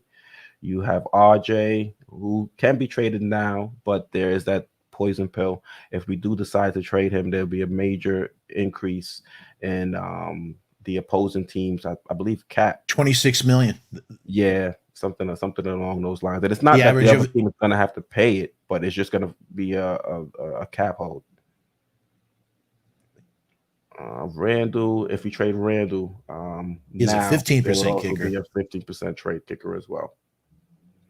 So as you can see, some of these guys could be included in the deal. I can see iHeart being traded, especially if we get somebody that can back up Jericho Sims as well and split some minutes. Because I think Jericho Sims, we mentioned, he has some, the tendency to commit some fouls, and we still need somebody out there that can, step in if Sims is out through the foul trouble. So I think we still need three centers. It's And just iHeart. then one that could stretch it. Really stretch Exactly. it. Exactly. I just don't think iHeart is the one. Mitch, I hope they don't trade Mitch. I think Mitch has been solid so far this season. He's had some inconsistent games where he can be dominant in one and not necessarily have the same impact in another. But for the most part, I think Mitchell Robinson has been a defensive anchor for this squad, and you can definitely feel his impact on the team when he's out there on the court. The minute he sits down, I think teams are much more open to attacking the paint and trying to get points in the paint, as opposed to when Mitch is there to disrupt them. So Mitch is a player I would not want to see traded, but the team could definitely decide to make a move. We've seen them in trade talks with the Pacers. Could he be traded for Miles Turner? Possibly. Not the route I would go, but it's definitely an option. RJ, he's not as likely to get traded due to that poison pill, but we've seen him been offered in trades before the season. So could it happen? Possibly, but that poison pill definitely complicates things. And with Julius Randle, the way he's been playing, I could definitely see another team be willing to engage in some trade talks to see if he could be that piece to pair with another superstar or two to get a championship team over the hurdle. Yeah, like you said, over the hurdle, that they're that close, and maybe Julius is the one that'll push him over. So you never know. Yep. Splashing 12676 says our big three is one game over 500. That's not an unbreakable group. True. Word. True. Even a year or two now from Jalen, if Jalen Brunson is somebody that could be offered up for trade, not now, of course, but in 2-3 years, if you can get a major upgrade and the team is open to taking Jalen Brunson in return of the deal, I mean, that's something you can consider. It would just have to be for a transcendent star that wants to get out of the location they're in at the moment. Yeah. And there's some kids in the draft you don't know where, with all their things, they're not going to get close in the top five. I don't think the Knicks being able to trade up, and we learned that lesson with Ivy last year. But there's other guys like Cason Wallace of Kentucky, who's a defensive, who's really tight on defense. I don't really look at him as a point guard, but there's no such thing as really point guards anymore. Maybe Scoot, and that's about it in the coming draft. But yeah, things happen. But I think people are like saying, hey, when you're putting together roster construction in a perfect world, I want a 6'5", 6'6" point guard today. So on switches, they don't have Jalen Brunson's issues. Yep. And we also seen that the kryptonite for Brunson is throwing length at him. They would Dallas. Same thing with Julius. No doubt with Julius. You've heard me say I've never seen a 6'9" guy who's at a disadvantage under the basket like Julius because of his lack of hops. Yeah. He's lightning north-south with the ball. It's just vertically. He's challenged against length and NBA players today. They block his shots every time. I think, oh no, that was Terry Eason blocking my beloved Terry Eason. That blocked Mitch's shot last night. I think he had 11 rebounds last night. Yeah, the Rockets do have some solid young players. They just need to get lucky, whether it be this draft or maybe even next, to really get that transcendent superstar to kind of tie everything together. Yeah, if they get or maybe Green could develop into that. Who knows? He's a chucker. Yeah, he's definitely a chucker. A chucker who don't play defense. I hear you on that one. Splasher 12676 says we need that star. All these filler pieces aren't moving the needle. Yeah, I guess you can call them filler pieces. I would call them role players. We do have players that can excel in certain roles. We just don't have that glue guy to kind of bring everything together. We don't have that franchise, that transcendent star that can really get the most out of the sum of its parts. We don't have a coach that can really do that, I don't think, and we don't really have a true number one that can do that. Rude. Let's see what else we got going on Shout out here. to Danny Landis. Thank you so much for your well wishes. Back at you for you and your family. Canal, hope all is well. Yep. Cormega, one of my guys. Yo, Cormega, Duras, etc. You're awesome. Salute to Canal. He has this question, which leads us right into our next topic. It says, "Could we get Duarte for Obi?" So here we have this report. This is from Sean Davini, uh, being tweeted out by Knicks Muse. It says, "NBA exec: Knicks have engaged in talks with the Pacers, revolving a potential trade for Obi Toppin. The executive would continue by stating that Indiana has some extra first rounders that could be available for the taking in this year's NBA draft." And I saw a mock trade, I believe it was from Daily Knicks, that did have the Pacers receiving Obi Toppin for Duarte and a first round pick in 2023. It would be the better of either Boston's pick, or I forgot what the other team was, but it probably end up being a late first round pick. I was So about to Fox, say in the 29 to 30 range. yeah, it would be a late first round pick. So Foxy, is that a deal you would be open to, getting a guy like Duarte, someone that was rumored to the Knicks the year he was drafted? Could give you solid defense, knock down the three, a little bit more NBA ready than a guy like Obi Toppin.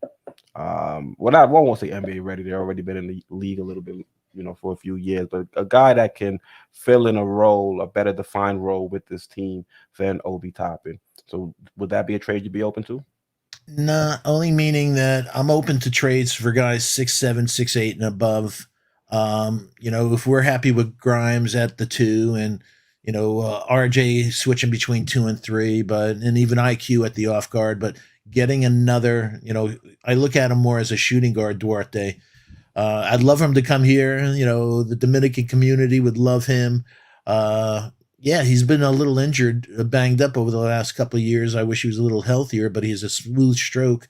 But my eyes are laser focused that you want to add complementary pieces to this roster, and the one big void that we have, and that we've seen it, folks. We need wings. We need 6'8", 7-foot wings that are shut down on D and they can light it up from 3. And Duarte just doesn't do that. He's a good player, good young player, but unless he can grow overnight, I want to go that direction. I'd be open to it. You get a guy like Duarte, you get an additional first round pick. We know this front office loves their first round picks, and also that additional first could help us potentially maybe move a guy like Duarte in an additional move to bring in a player that can actually move the needle. So I'd be open to a deal like that.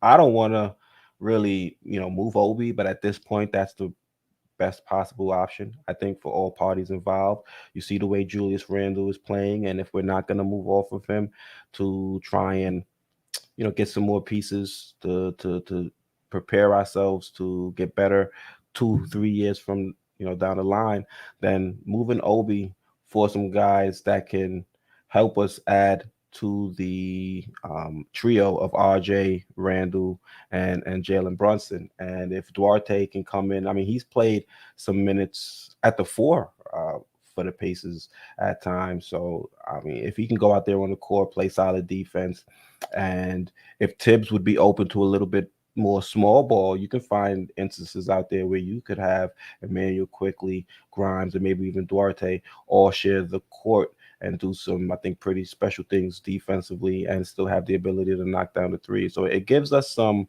interesting lineup choices with the rotation. And I think with the way we're using Obi, we could bring in a guy like Duarte and see some success. Yeah, I'd have no problem. Meaning, in a perfect world, obviously, I want to go for a wing, but I like to work. I'm not a big fan of Obi. I think he's Charmin soft. I do not like he's not a dog in my book. I know he makes great dunks and everything else, but He's not a guy that would be on my roster. And also, it was the tip of the hand, and I've mentioned this, that the issues with the front office when he was selected, we had Julius Randle. It's just bad front office management. You would either take Halliburton or you take Devin Vassell. When they took Obi, it's like, what are you doing? Okay, that means you have to immediately trade Julius because you're not going to be able to develop this kid if you're married to Julius. What are you doing? Hmm. So they haven't done the right thing by Obi, but they haven't done the right thing for the fans and for roster construction. So Obi going to another team and maybe getting another 4 to a 4-5, and we had an idea on that. But yeah, you know, I brought this up a couple of weeks ago, and I saw another thing, and I shared this with you and JD and stuff. That if you watch the game, folks, Brunson was sitting next to his father. Then wasn't sitting next to the really, and all he talked to was his father. But on timeouts, he was the first one up, going to the players, telling him stuff like that. And then if you zoom, when the camera zoomed down the bench, there was RJ sitting next to Cam, and they're down by 9 and stuff, and RJ has his hand over their mouth, and they're laughing and stuff. And I don't know, man. It's the old thing that your parents told you are who you hang out with. It's like, RJ, I want to be hanging out with Cam right now.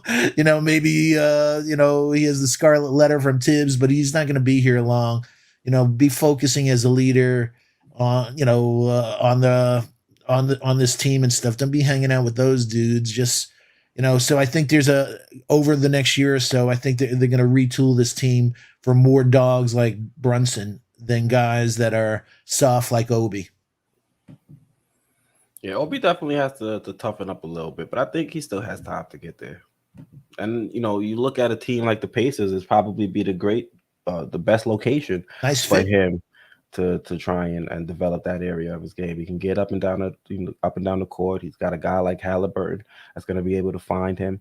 If Turner is still there, you still got that stretch big that can help open up the court for him to find lanes to slash and things of that nature. So I think for Obi, it would definitely be a good move. It would be unfortunate if things don't work out for him here, but I think Obi could still be a solid player in this league. I think you nailed it. Absolutely. The problem with Obi, and you said it so perfectly, is for Obi to be the best he can be, he's dependent on another player. So it's whether Halliburton, because he can't create his own shot. So if you have somebody feeding him, like you said, him cutting to the basket in transition and stuff like that, then yeah, it's happening. But if you want a 3-level scorer at he's not the guy. I hear you. So if we were to keep Obi and decide to move off of Julius Randle, we've got a mock trade. Just let me put that on screen so you guys can see it of what a trade might look like. So here we have the Knicks in this trade getting Mikal Bridges to be that wing that we so desperately need. We'd also get Cam Johnson, who's a nice shooter off the bench and could also start in some spot minutes. We'd also be getting a 2023 first-round pick from the Phoenix Suns. And in return, the Suns would then get Julius Randle, a player that they were rumored to be interested in this offseason. And they'd also get Cam Reddish, a guy that could potentially be a Mikal Bridges light for them in that offense if he's able to figure it out and get into the flow and get an opportunity to show what he can do. So, Foxy, how would you feel about a trade like this if it were to go down? I would love it. I have, we prefaced the conversation tonight, folks, with our great respect for what Randle's doing this year. But we also talked about he's doing it because of the other guys out and he's going ISO. Mikal Bridges is a blink away from a 50-40-90. He is the prototype 7'3" wingspan, prototype 3, Villanova tough. So if you got Jalen at the 1, now he has his Villanova brother at the 3, and you got Mitch at the 5. Yo, now we getting dogs here. Cam Johnson shoots over 40% from 3. Mikal Bridges shoots over 40% from 3. Now we got our 3, the lockdown defender plus the 3-point shooter.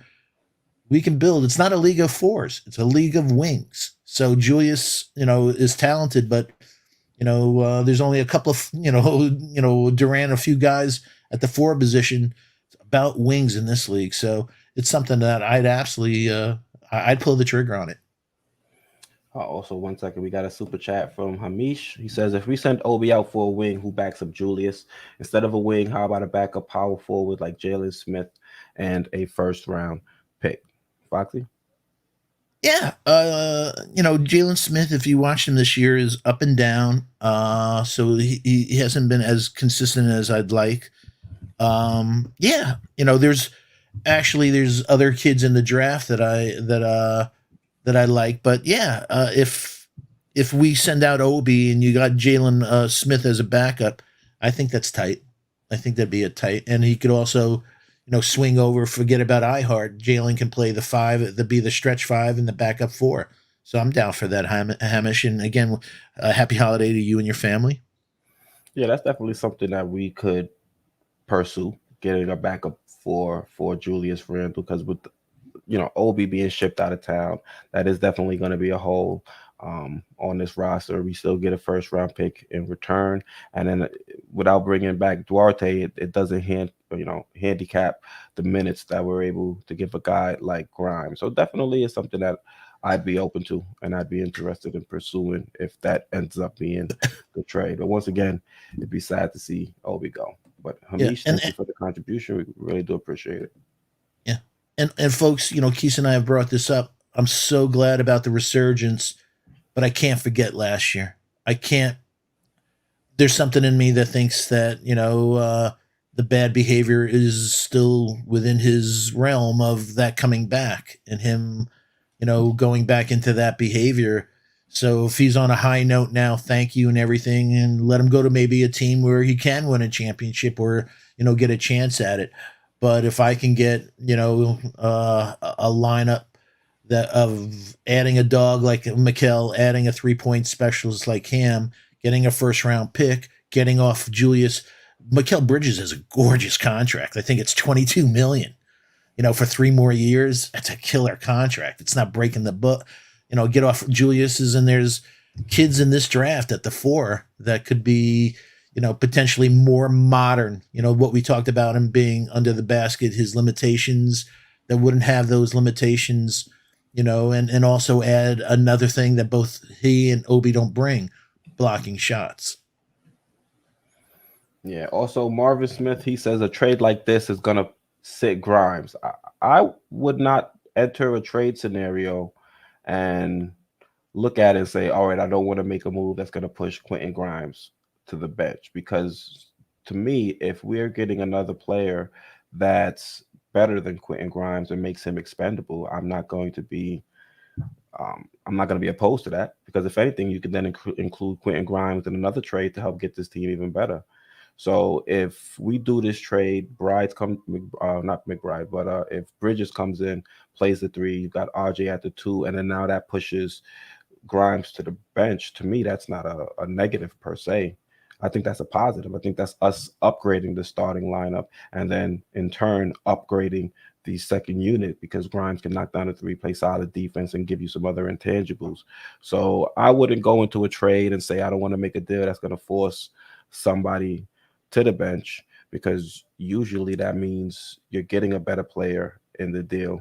And Bridges, Cam Johnson, those are 2 young guys that I wouldn't mind, taking a couple minutes or so from a guy Prime like of their Quentin Grimes. careers, man. Exactly. It's not like we're bringing in a vet that's eating into Grimes' minutes. Yeah, like you said, Grimes is good, folks, but you also can't be blind. He's gotten lit up. He's getting lit up. So he's not every game locking down guys, and it may be fatigue. And, he shot well last game, but didn't shot well the game before, but he shot great the game before that.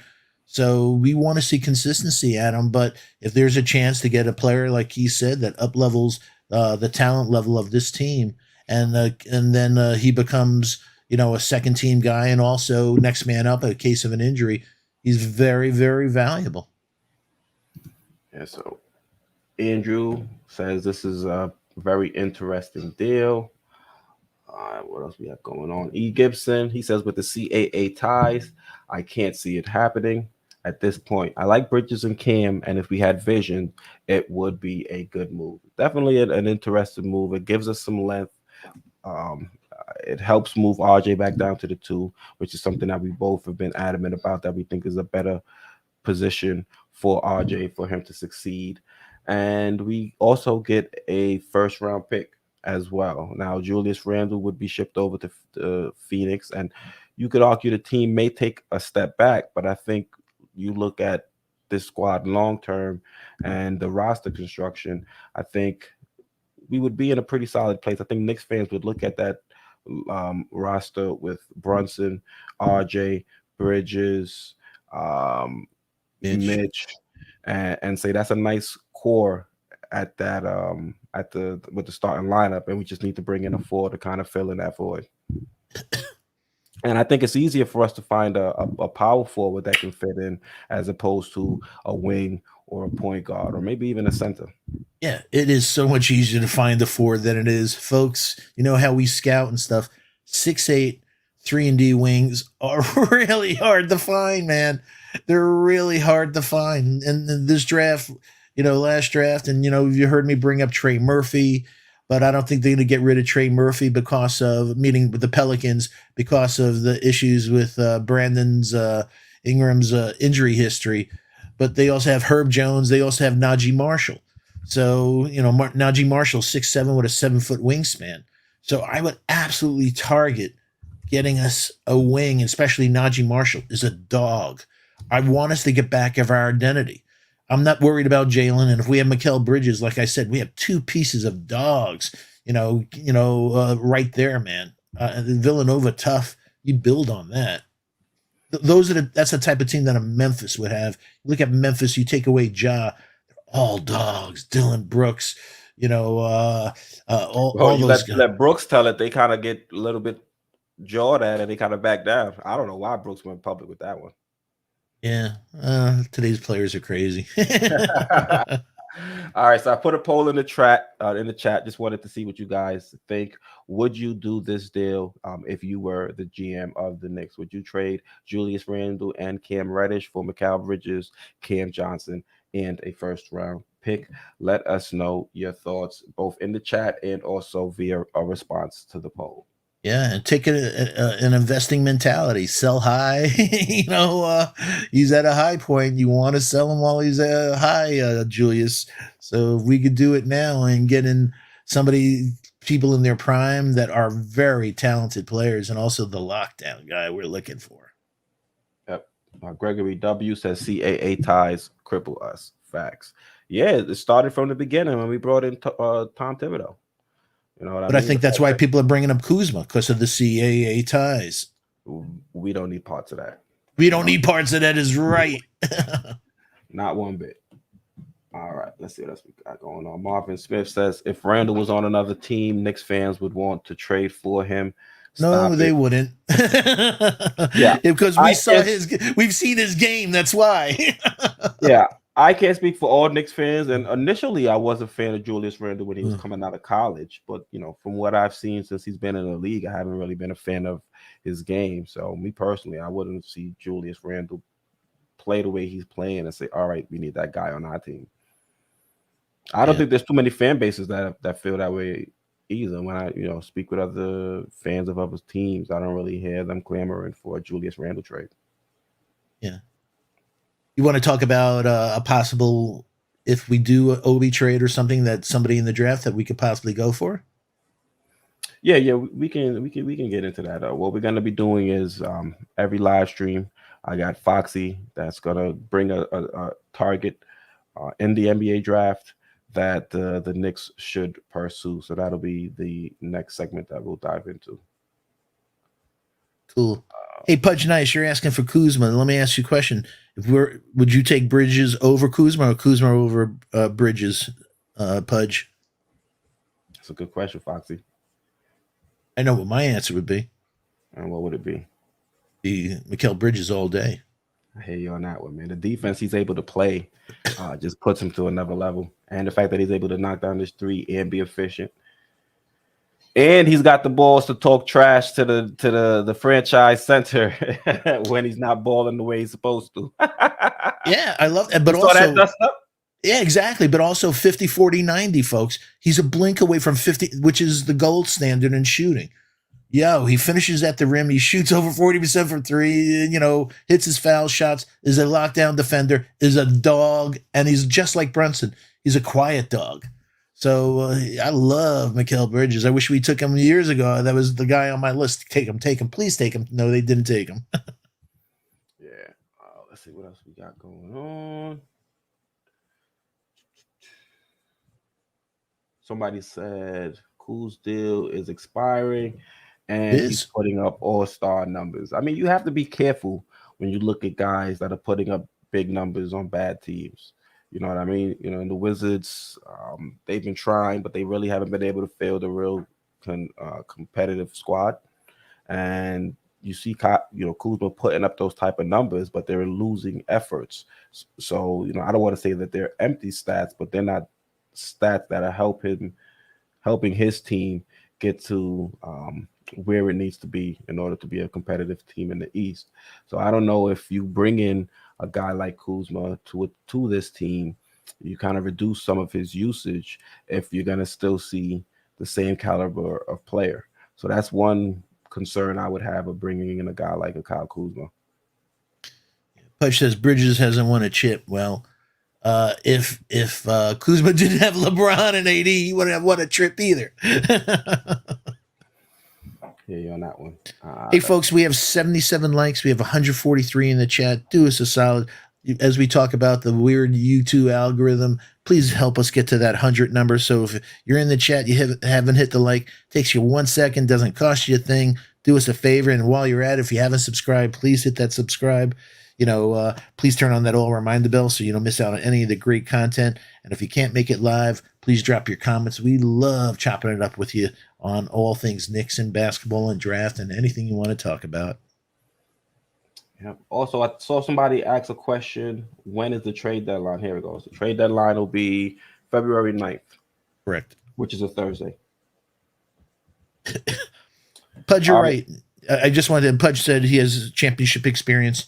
And you're right, Pudge. I'm not denying that has a lot to do, so I agree with you there. He has championship experience, sure, but Bridges also has been to the big party. He didn't win the whole thing, but he's been there. Well, not. And he's played with great players too. Yeah, but he's been in deep playoff runs. So I wouldn't say just because he hasn't won the whole thing, it automatically gives Kuzma a leg up.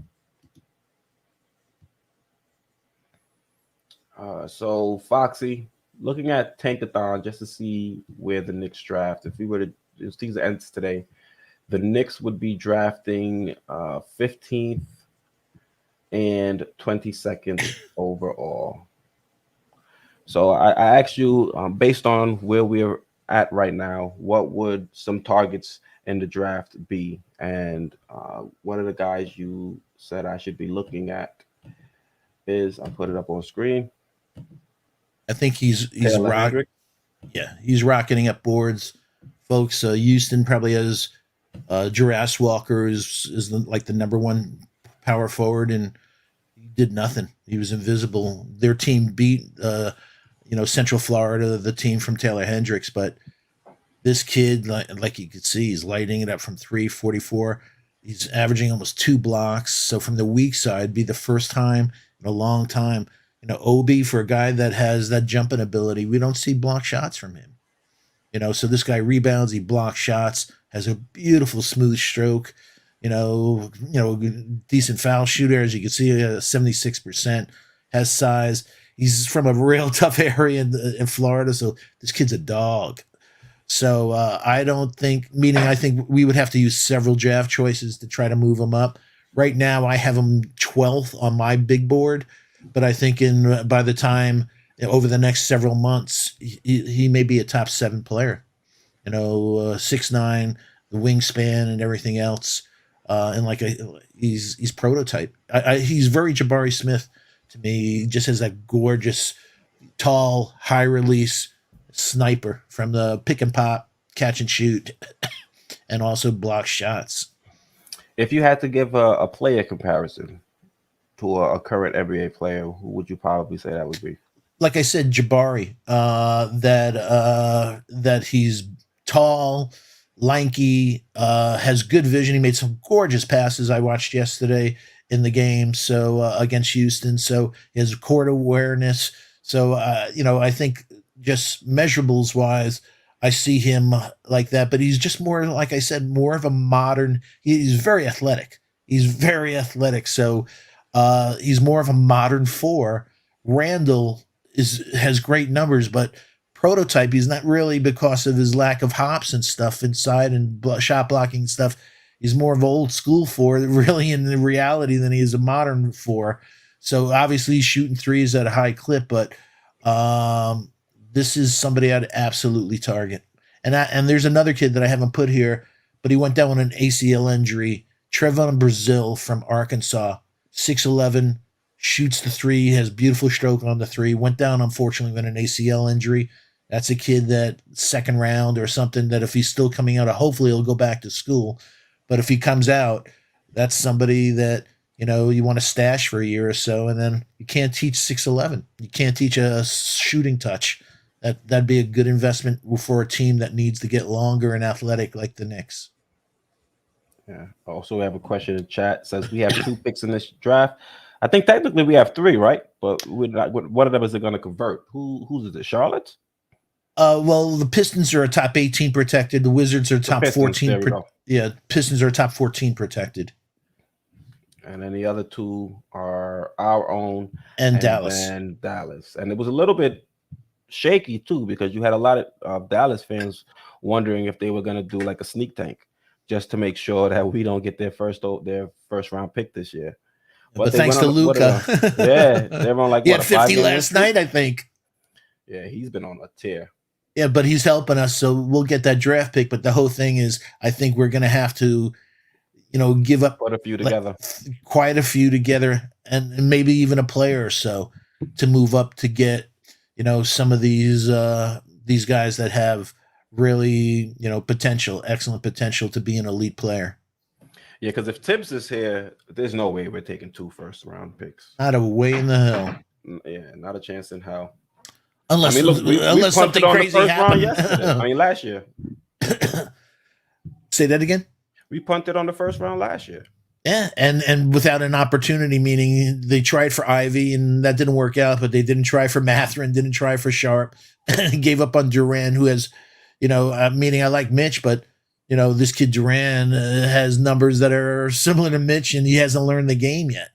So without Mitch's $60 million contract, Mark Williams had 17 points and all these things the other night. So yeah, we saw Terry Eason last night. So we were just talking about, a potential 4. Terry Eason is again prototype, 11 rebounds last night, steals, so last night Terry Eason had 13 rebounds. I sold him short. 13 rebounds, 3 steals. It was a point away from a double-double. So I love athletic guys, 7'3" wingspan, dog. Those are the guys we want to build around. We need to get back our dog, not only defensive, but we want to be nasty. We're just too freaking soft. Yeah, you bring up Duran and giving similar numbers to Mitch, but I think one thing you got to point out is the impact Mitch has out there on the court that kind of transcends stats, like the way teams second guess before they try to attack the paint, knowing that Mitch is going to be hovering around there.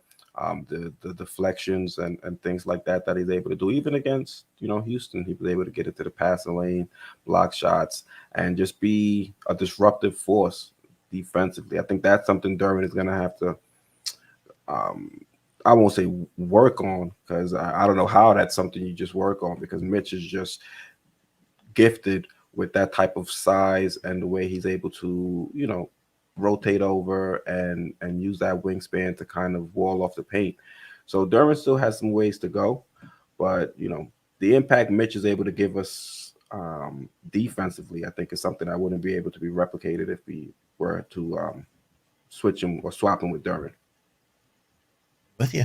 And there's not really, you have Wemby, but there's not really, Another five. You have Khalil Ware at Oregon. Flipowski is like I call him I Heart with a jump shot. So he's going to be real slow at the perimeter. Derek Lively has really no game. So yeah, I'm with you. Mitch has skills that you're not going to be able to get in this draft. So unless you go for a Miles Turner, like you said, to replicate shot blocking and add another dimension, Mitch is value. And also another point that you've brought up so well.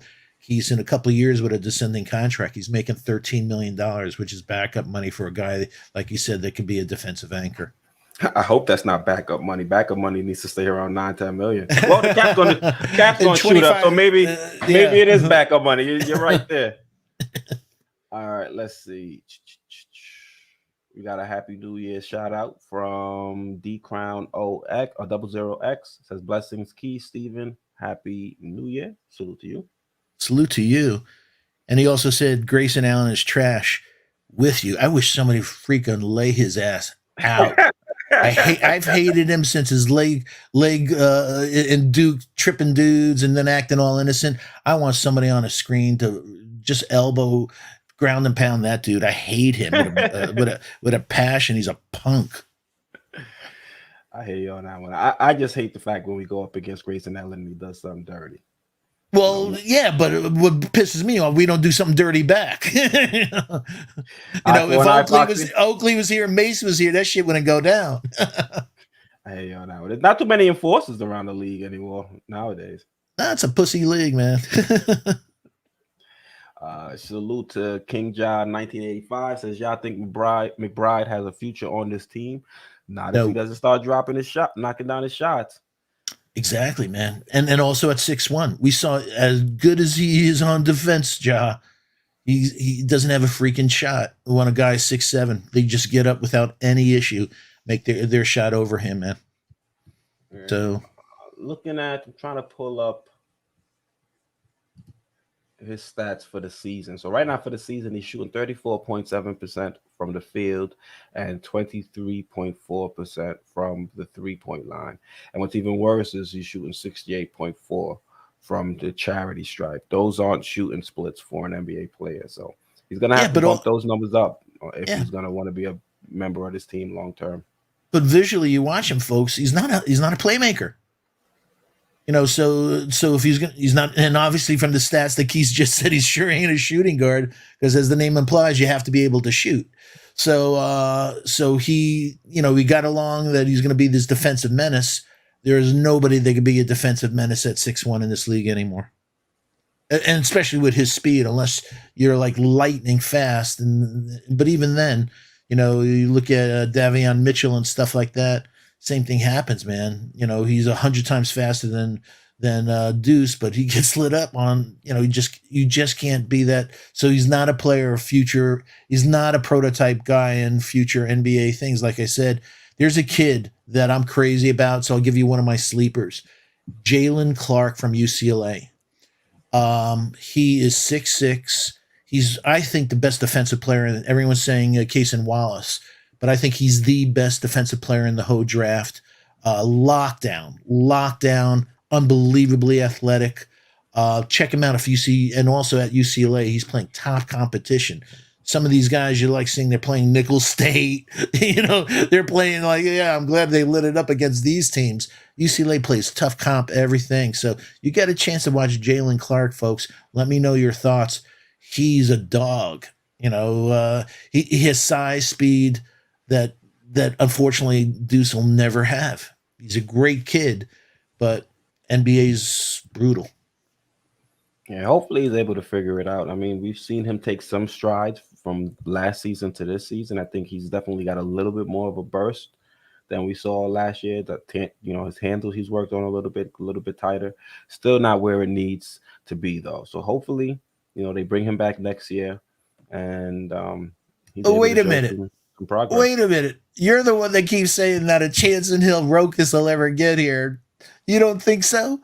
He is a floor general. So having a Jalen Brunson type player on the second team who's 6'5", that makes the players around them who can shoot a lot better than Deuce, So we have a guy stashed that maybe next year is the year that maybe Deuce is in a trade and we bring Rokas over. We made an investment in him a couple of years ago.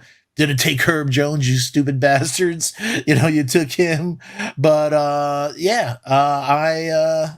wouldn't mind. And like you said, the way he's playing with Thomas Sadaransky, probably another number one draft choice in this draft, James Najee at center. Maybe next year is a Rojas coming to the Knicks as our backup point guard. My thing is, in order for Rokas to come over here, we'd have to get rid of, I think, maybe Deuce or something. Not Deuce, Quick. Because I don't know, Quick might take some minutes as the backup point guard, especially with the way he's been playing. If he's not elevated, there's no space for him when RJ and Brunson is back as a starter. So is the performance of Quickley going to be a hindrance to Rokas because Rokas coming over, because Rokas is only coming over if he's getting some sizable minutes. I don't think he's coming over for 10 minutes a game. You're right. He's not playing no G League game like Deuce or some of the other guys. My only issue is, like we just saw folks in the stats, like he showed, he's a blink under 10 assists. But when you get in serious games, Keys and SV Nation in the half court, I just don't like how he sets up the team. He dribble, pound, just takes up. I just don't see him. He has the assists, he has the numbers, but when it comes to the important part of the season, important part of games, I just don't feel comfortable with IQ and half court sets. He's good in transition, as we said, getting those lob passes to the guys and some other things, but maybe he'll develop that way. But I just, some of that stuff is from God, that they just see the floor, at a different way. And I just don't think Q, he's a chucker at heart. I think he thinks the first three players that he thinks about is me, myself, and I, and then he thinks about the guy he wants to pass to. So maybe that'll change, but I haven't seen it now that he's in the league this amount of years. I just don't feel comfortable in half court sets. JG says Knicks don't need any more defense-only players. We need scorers and creators. I mean, that's what you would think initially, but if you look at what we've done in the past couple off seasons, we've tried to do that, and those players don't work, quote unquote, with the Tibbs's system. So we would have to get rid of the coach and bring in those scorers and creators, so that way a new coach can find ways to make adjustments and get the most out of those guys. Because with Tibbs, it seems like if you don't play the defense, not I won't say the level of defense, but if you can't play within his defensive scheme, then he has no use for you, and he can't make any adjustments to try and get you minutes out there on the court. So I think that's one of the major dilemmas, is we have a roster that's being built around a head coach and a scheme, as opposed to a roster being built around the best players on said roster. Yeah, I'm with you. I see the one and only Kenny Payne, that he loves IQ in the half court. I watched your Louisville Cardinals get their ass kicked by Kentucky the other day. So, Kenny, I know you're always giving comments, but I think you should be focusing on your coaching at Louisville. Shout out to you, Kenny. Geraldine McGiver says, who cares about a Tibbs type player? His job is to coach whomever we have. Tibbs was GM and coach of Minnesota. He brought in his type of players. How did that work out? Not well. Not well one bit. Thank you for pointing that out, Geraldine. E. Gibson says we need to stop wishful thinking and thinking some of these players are going to hit, and use our picks and assets to build a winner. Sadly, it might take a change in the front office. I don't know if I would put that as sadly. You go and you bring in a guy like Tom Thibodeau as your initial coaching hire. You got to live with, what Tom Thibodeau has done previously, because that's pretty much what he's done here. So you made that decision. You got to lay in that bed. With you. And shout out E. Gibson. We call him E Sharp, a lot of us, because he has such great comments, and he does it, and he writes it so eloquently. So shout out to you and your family. Yeah, Kaiser Soze 718 says Jokubaitis is never coming over. Cool, but if he plays balls out, Kaiser, then he's another trade piece for us. What we got going on? Kaiser Soze 718 says, when the Knicks going to realize that they suck at scouting foreign players? Well, they did a good job at Rokas. Rokas looks like he can be an NBA player. And what other foreign players have we picked out after Frank Nitti? Yeah, but exactly. Tell me some other guys that Nikola Jovic, the Heat drafted him. They just sent him down to the G League. So what other international players have you seen that that we missed out on? Yeah, I mean, we might have bad luck in international players when we sign them, like Fournier, but for the most part, I don't think we've drafted another international prospect outside of Rokas since we drafted Frank Nitti. I could be wrong, though. Maybe there's a second round pick that kind of slipped through the cracks. Yeah, there's a kid, Nikola Duracent, that's he's 6'8", shooting 15%. He's like the top guy international this year. It's like I don't see anybody on the meaning Ray. If you go to Australia, maybe. So Rayon Rupert, small forward, 6'6", 7'3" wingspan. He's been injured. There's a couple of kids from Australia that have a shot. So, but just not Europe. Yeah, Kenny Payne had a response to you, Foxy. He says he's playing on the Hall of Fame over there. Just can't keep up. They got the sliders all the way up. It's not fair. Kenny, you're cool. All right, so we'll wrap it up there. Thank you, Foxy. We had a phenomenal stream. Thank you to everybody in chat. We really appreciate your support. How many likes did we end up getting? We ended up getting 93 likes. Seven away. 147 in chat. If you haven't, come on. Give us that last thing. Yo, give us a present for 2023, ringing it in. Yo, come on, let's run it up. Let's run it up. Run it up. Come on. I think we can get to 100 before we sign off. Yeah, do us a solid that way. Help us out. Dro loves to hate says trade Randle to the Wizards for KP and make their pick unprotected and get a second. This will allow Obi to get 25 minutes a game and sliding Porzingis to be the 5 to play with Obi. Fire today. But then where does that leave Mitch? So we're going to trade Mitch too in a corresponding move? I don't buy damaged goods or invest in damaged goods and KP, unbelievably talented, but he's always a blink away from being on the injured list. Hey, shout out to Ashley, Wiz, Mr. Wisdom. Shout out to you and your family. And also just wanted to shout out to all the vets. Thank you so much for your service. We really, really appreciate it. Happy holidays to all the vets. Happy holidays to all the truckers. A lot of truckers love listening to Sports Vibe TV, going across the country, doing valuable things for all of us. Shout out to the first responders. We love you all, and thank you so much for all you do for all of us. We appreciate all your service. And appreciate everything you guys do for us and all the support you've given the channel. So thank you guys for that. Also, we got to 100 likes. So thank you guys for that as well. We hit our goal. We really do appreciate it. Also, we'll give a shout out to Joey Mitrani. Says we drafted Gallinari. Yeah, but I was talking about things that happened after Frank Nitti under this new regime, Or in this generation, not 1923. I really don't like to hold the things that other front offices got wrong against the new regime. They get a clear slate. I can't really hold them for the sins of previous front offices. Yeah. I see All-Star Sports 23 asking, where is Hoodie Kev? I think one of the Hoodie Kev popped up. Yeah. Oh, I was going to say, I think one of the telescopes found him on Mars. So I think he's hanging out on Mars, but if he popped up, shout out to Hoodie Kev, man.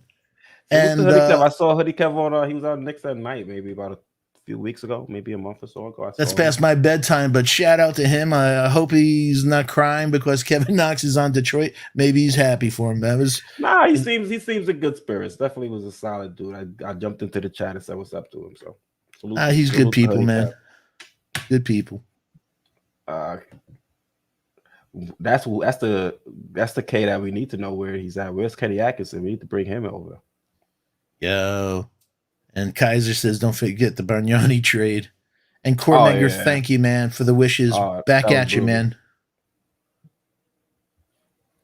Melo would have loved to play for Tibbs. Yeah, until they asked him to play defense. Word. But then again, Tibbs does let Julius Randle take a few plays off defense. Oh, he would have been Julius Randle. He would have been a prima donna. He could do no wrong. All right, so thank you guys once again. We'll wrap it up here. Appreciate all the support. Happy New Year's once again. I hope you guys all enjoy your 2023. Foxy, anything you want to say before we sign off? Just like you said, thank you for all your support. Happy holidays. Happy and healthy 2023. Looking forward to going through. Like I said, we're at the end of this week or next week's show. We're approximately at the halfway point. So January is going to be a tough schedule for this team. Let's hope RJ gets back, Brunson gets back, and the team can stay healthy. And let's see if we can make a run and go on a journey of us being, proud of this team. Yeah, we still got a little bit of the holidays to go. So we do have a little extra song from Jay Boogie that we can sign off to. So thank you guys for tuning in. Once again, I'm Keith, host of Sports Vibes TV, joined as always by my co-host Stephen Fox. And until next time. Love ya. It's a jolly time of the year, right before the new year. Ain't no other squad better on this day than the Knicks. We back. Best time of the year, they say it's Christmas. Little kids can't wait to see it's Christmas. New clothes, new toys, mean it's Christmas. You see the Knicks, we back, we on Christmas. It's so pretty when you can see the snowfall. Their red nose, tell them that it's Rudolph. Chestnuts roasting, the Knicks stay roasting. Tell the whole league we hosting. 12 noon, we back 12 in the 2/5. Biggest tree in the world filled with presents. Little kids, they checking off their wish list. Ho ho ho, we celebrating this Christmas. Jingle bell, first game playing in the garden. Tell Santa we got the whole league watching. Right before we celebrate the new year. James Dolan crossing with the reindeers. Parking decks, they filled with no room garage. When it comes to the flow, this here's eggnog. Best believe your boy, yeah, I'm on my job. Celebrate your Christmas with the Knicks squad. The best place in the world, that bag stay shopping. I AD my wrist so you can keep watching. Shopping sprees all over, this is Times Square. Then it's back to the game at Madison Square. Best time of the year, they say it's Christmas. Little kids can't wait to see it's Christmas. New clothes, new toys, mean it's Christmas. You see the Knicks, we back, we on Christmas. It's so pretty when you can see the snowfall. Their red nose, tell them that it's Rudolph. Chestnuts roasting, the Knicks stay roasting. Tell the whole league we hosting. Back on Christmas.